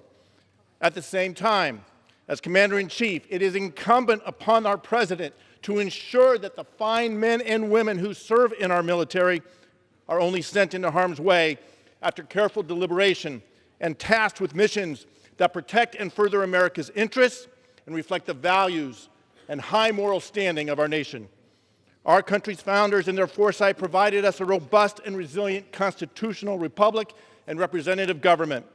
They wisely understood that taking a nation to war should not be a unilateral decision by a single person, but a considered decision by the people's elected representatives. This administration does not have congressional authorization for use of military force or a declaration of war against Iran. Ultimately, any sustained action against Iran requires congressional approval. Today's resolution reflects the intentions of our founders. It makes clear the President must seek authorization from Congress for any extended military engagement with Iran without restricting his ability to protect the nation from imminent threat. I have the honor of representing Naval Station Great Lakes, where every enlisted sailor receives his or her basic training. I am the proud father of a son serving in our Navy. We owe it to these Americans, each one a volunteer answering the call to serve our country, to protect this Constitution, and live up to the expectations of our founders. The American people do not want an unnecessary war with Iran. Today's resolution prevents President Trump from unilaterally or impulsively starting one. I urge my colleagues to vote yes. I yield back. Gentleman from New York reserves. The gentleman from Texas is recognized. Thank you, Mr. Speaker. I'm pleased to yield 1 minute to the gentleman from Wisconsin, a man who served on the battlefield in Iraq. Gentleman from Wisconsin is recognized. Thank you, Mr. Chairman. It takes a lot to get me to come down to these things, but I have been deeply troubled by some of the rhetoric I've been hearing about this. In fact, I was deeply troubled after yesterday when my colleagues, many of them left a classified briefing only to immediately and recklessly trash the quality of intelligence they received, and in some cases suggest there was no imminent threat from Soleimani. To suggest that would require you to ignore the death of Americans recently in Iraq, as well as ignore the history of Soleimani's campaign of terror across the Middle East. And we learned this weekend, while this body was still in recess, and before anyone had reviewed any of the classified information, that it was the intention of my colleagues on the other side of the aisle to introduce this flawed War Powers resolution without having even seen any of the underlying intelligence. This suggests that this is not a serious effort. Additional 30 seconds. Gentleman may continue. This is not a serious effort. This is a political effort that will have the practical effect only of undermining our military deterrent in the Middle East, which for the first time in a long time is actually stronger. And I think this does a service not only to our personnel in the region, but ultimately to the Iranian people. And what the Iranian regime fears more than anything else, more than the American military and the President of the United States, is its own people. And that is the reason Soleimani's death squads have gunned down Iranian civilians in the streets. And we look forward to the day when the Iranian people can be free of their evil, barbarous, reckless regime, and I applaud the administration's actions. Gentleman from Texas reserves. Gentleman from New York is recognized. May I inquire how much time I have? It has 4 minutes remaining. 4 minutes. I yield 1 minute to the gentleman from Colorado, Mr. Crow. Gentleman from Colorado is recognized. Mr. Speaker, our founders vested in Congress the solemn responsibility of sending our sons and daughters to war. I have often heard folks say that now is not the time to discuss the use of force or decision to send our men and women to fight. I heard that in 2003 when I was carrying a rifle in Baghdad. I heard it again in 2004 and 2005 when I was leading my unit through the mountains of Afghanistan. And I am hearing it again today in the halls of Congress. In the last 19 years, more than 7,000 Americans have given their lives in these conflicts. 53,000 have been wounded, and we have spent over $4 trillion of taxpayer money. Do not believe the fear-mongering. This resolution does nothing to prevent the President from protecting the nation against imminent threats. I have spent years fighting to keep Americans safe and will continue to do so. I may have laid down my rifle, but my oath to this country endures. I will fight to ensure that we are having a discussion about when to send our men and women, our sons and daughters, and our sisters and brothers into harm's way. It is time to have this debate. Mr. Speaker, I yield back. The gentleman from New York reserves. The gentleman from Texas is recognized. Mr. Speaker, at this point, I'm continue to reserve until the chairman is prepared to close. Gentleman from Texas reserves. Gentleman from New York is recognized.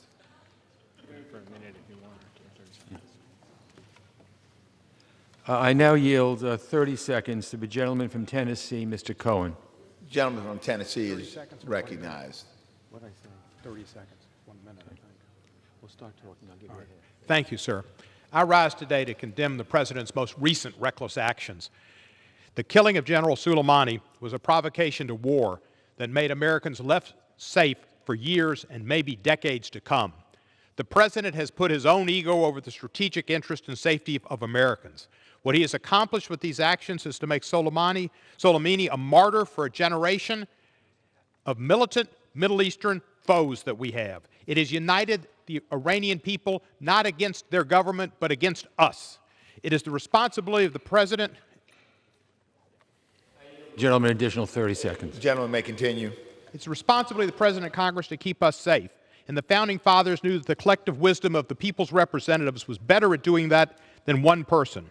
I just visited the SCIF, and there is still not any report on any imminent danger claim that might have been made. The American people and Congress deserve to know what the threat allegedly was, given the inevitability of Iranian retaliation.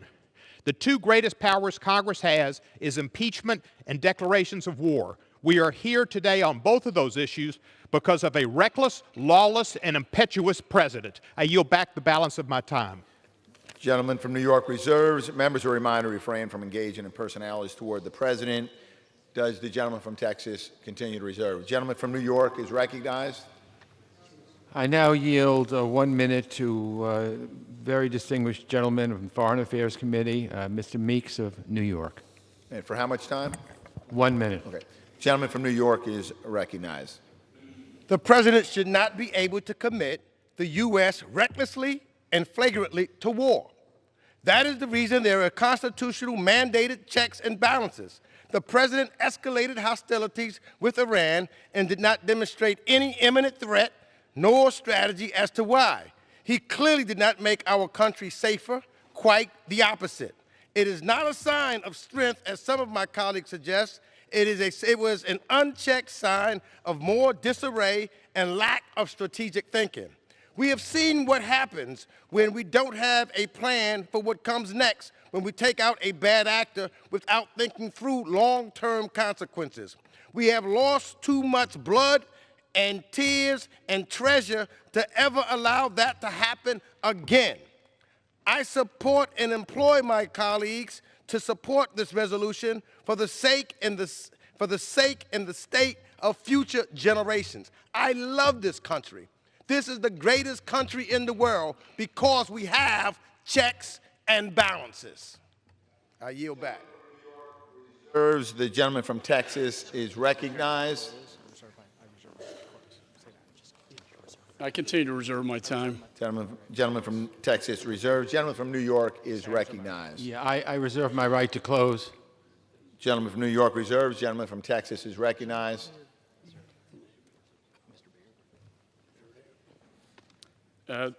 Speaker, I now recognize Mr. Berde.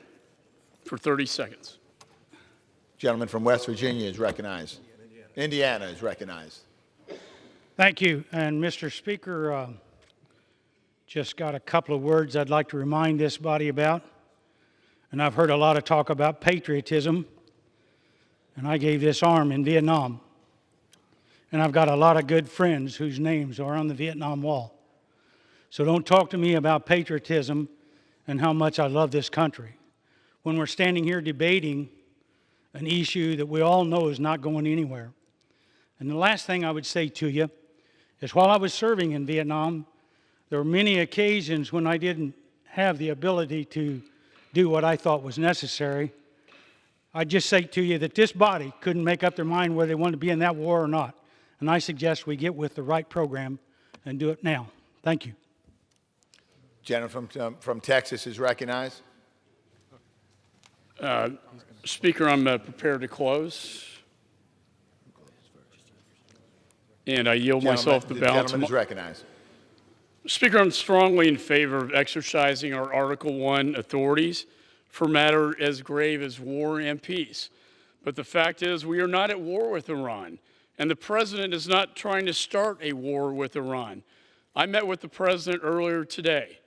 He told me that if this resolution passes, it will take all of his power to negotiate with Iran off the table.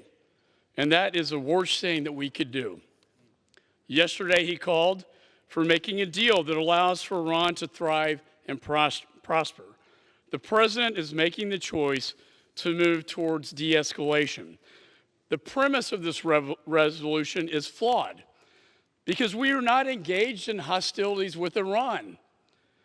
The President is not trying to start hostilities with Iran.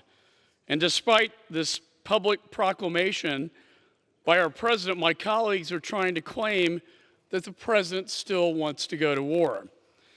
I deeply regret that my colleagues are not serious enough about exercising our Article I authorities to pursue regular order on such a serious question. We have had no hearings in the House Foreign Affairs Committee since these events transpired. There was no Foreign Affairs Committee markup of this legislation. I received text of this legislation only 2 hours before the Rules Committee meeting last night on a war powers resolution. Debating issues of war and peace is perhaps our most important responsibility as members of Congress, and yet this legislation dropped last night without committee consideration as required by the War Powers Resolution. If my colleagues were serious about Article I, as they say they are, this would be a joint resolution with the force of law. Instead, it is a House concurrent resolution that will never go to the President's desk. Let me translate what that means for the American people listening today. Today, we are voting on a press release, a press statement. This is a political statement for a left-wing domestic audience. But they are not the only ones watching, Mr. Speaker. Iran is watching, and its proxies are watching, and what they see is a divided America that does not fully support the ability of our Commander-in-Chief to respond to imminent threats to Americans. Churchill warned against appeasement when the dark clouds of fascism and the Third Reich swept in my father's war. Weakness invites aggression, he said. And as President Reagan said, peace through strength. I believe in these ideals and these axioms. And last May it was reported that Soleimani met with Iraqi militias in Baghdad and told them to, quote, prepare the proxies for war. Prepare for the proxy war. Without last week's strike, Soleimani would still be waging that proxy war, a war that he was escalating. An American was killed less than 2 weeks ago, and 4 American soldiers were injured. And our embassy in Baghdad was attacked under Soleimani's orders. What more do we need? What more evidence do we need? And let's Talk about the fact he's a designated terrorist under the Obama administration. Importantly, the president told me today that Soleimani was planning to blow up our embassy. I need no further proof or evidence than that, or intelligence than that from the President of the United States. And what if the President had not acted? Let's assume that. What if the President had, and by the way, some on the other side of the aisle were criticizing him for not responding after our embassy was attacked. What if he did not act? What if Soleimani made it back to Tehran to meet with the Ayatollah, to give the green light to carry out the plot to attack our soldiers and diplomats in Iraq? What if the Americans were killed? What if they killed our soldiers and diplomats? What if they successfully stormed our American embassy and held our Marines and diplomats hostage like they did in 1979 when this whole reign of terror started with Jimmy Carter in the White House? How would the critics of the president respond then if we had done nothing?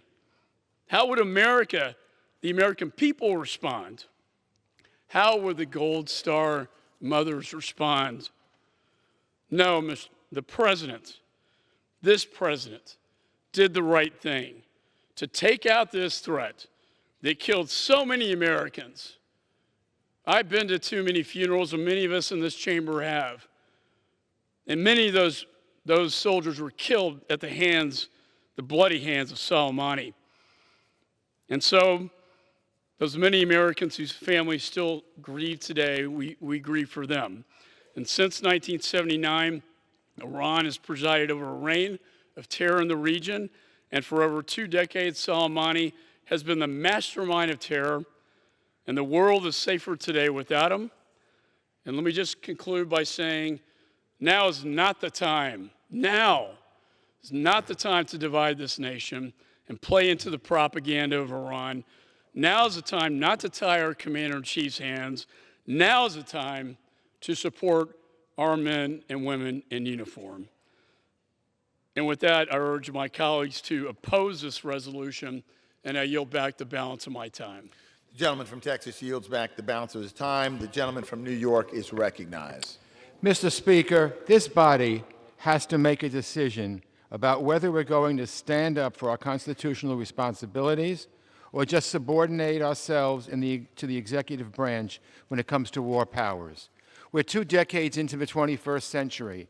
Our country has been at war almost that entire time. Not a day goes by that I don't wish we could have some of those decisions back, especially because we see those measures we passed in 2001 and 2002 are still being used to justify sending American men and women into harm's way. We could stand here all day and say, well, your side let this happen when you were in charge, or you didn't say anything when this president did that. I don't disagree. It's been a collective failure on the part of this body that we've given away our authority on war powers, that we haven't done enough to grapple with the issue. Well, I hope today will not be the end of our efforts to make progress on debating Congress's war powers. If the president thinks he needs to use military force, he needs to come to Congress and make the case and let us vote on it. I urge my friends on both sides of the aisle, support this resolution. This is the beginning of Congress taking back its authority. Thank you. The gentleman from New York yields back the balance of his time. All time for debate has expired. Pursuant to House Rule 781, the previous question is ordered on the concurrent resolution as amended. The question is on adoption of the concurrent resolution. Those in favor say aye. Aye. Those opposed, no. No. The ayes have it. The concurrent resolution is agreed to. Okay. And the yeas and nays are requested. Those favoring a vote by the yeas and nays will rise. A sufficient number having risen, the yeas and nays are ordered. Members will record their votes by electronic device. Pursuant to Clause 9 of Rule 20, this 15-minute vote on adoption of the House Concurrent Resolution 83 will be followed by a 5-minute vote on the motion to suspend the rules and pass H.R. 5078. This is a 15-minute vote. Right. Yeah. So you're voting. Oh,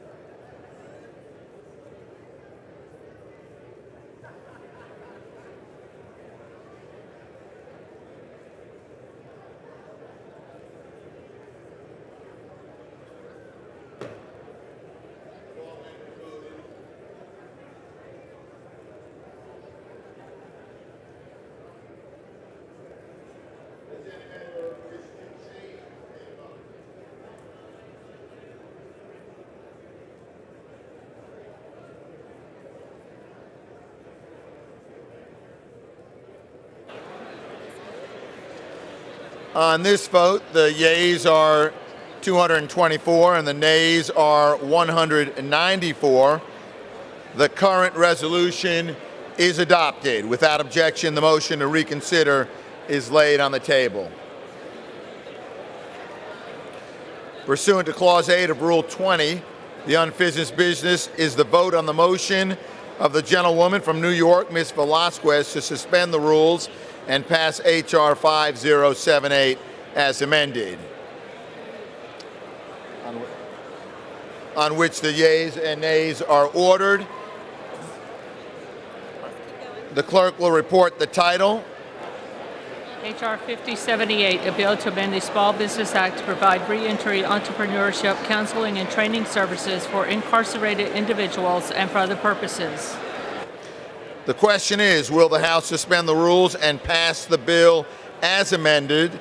Members will record their votes by electronic device. This is a 5-minute vote.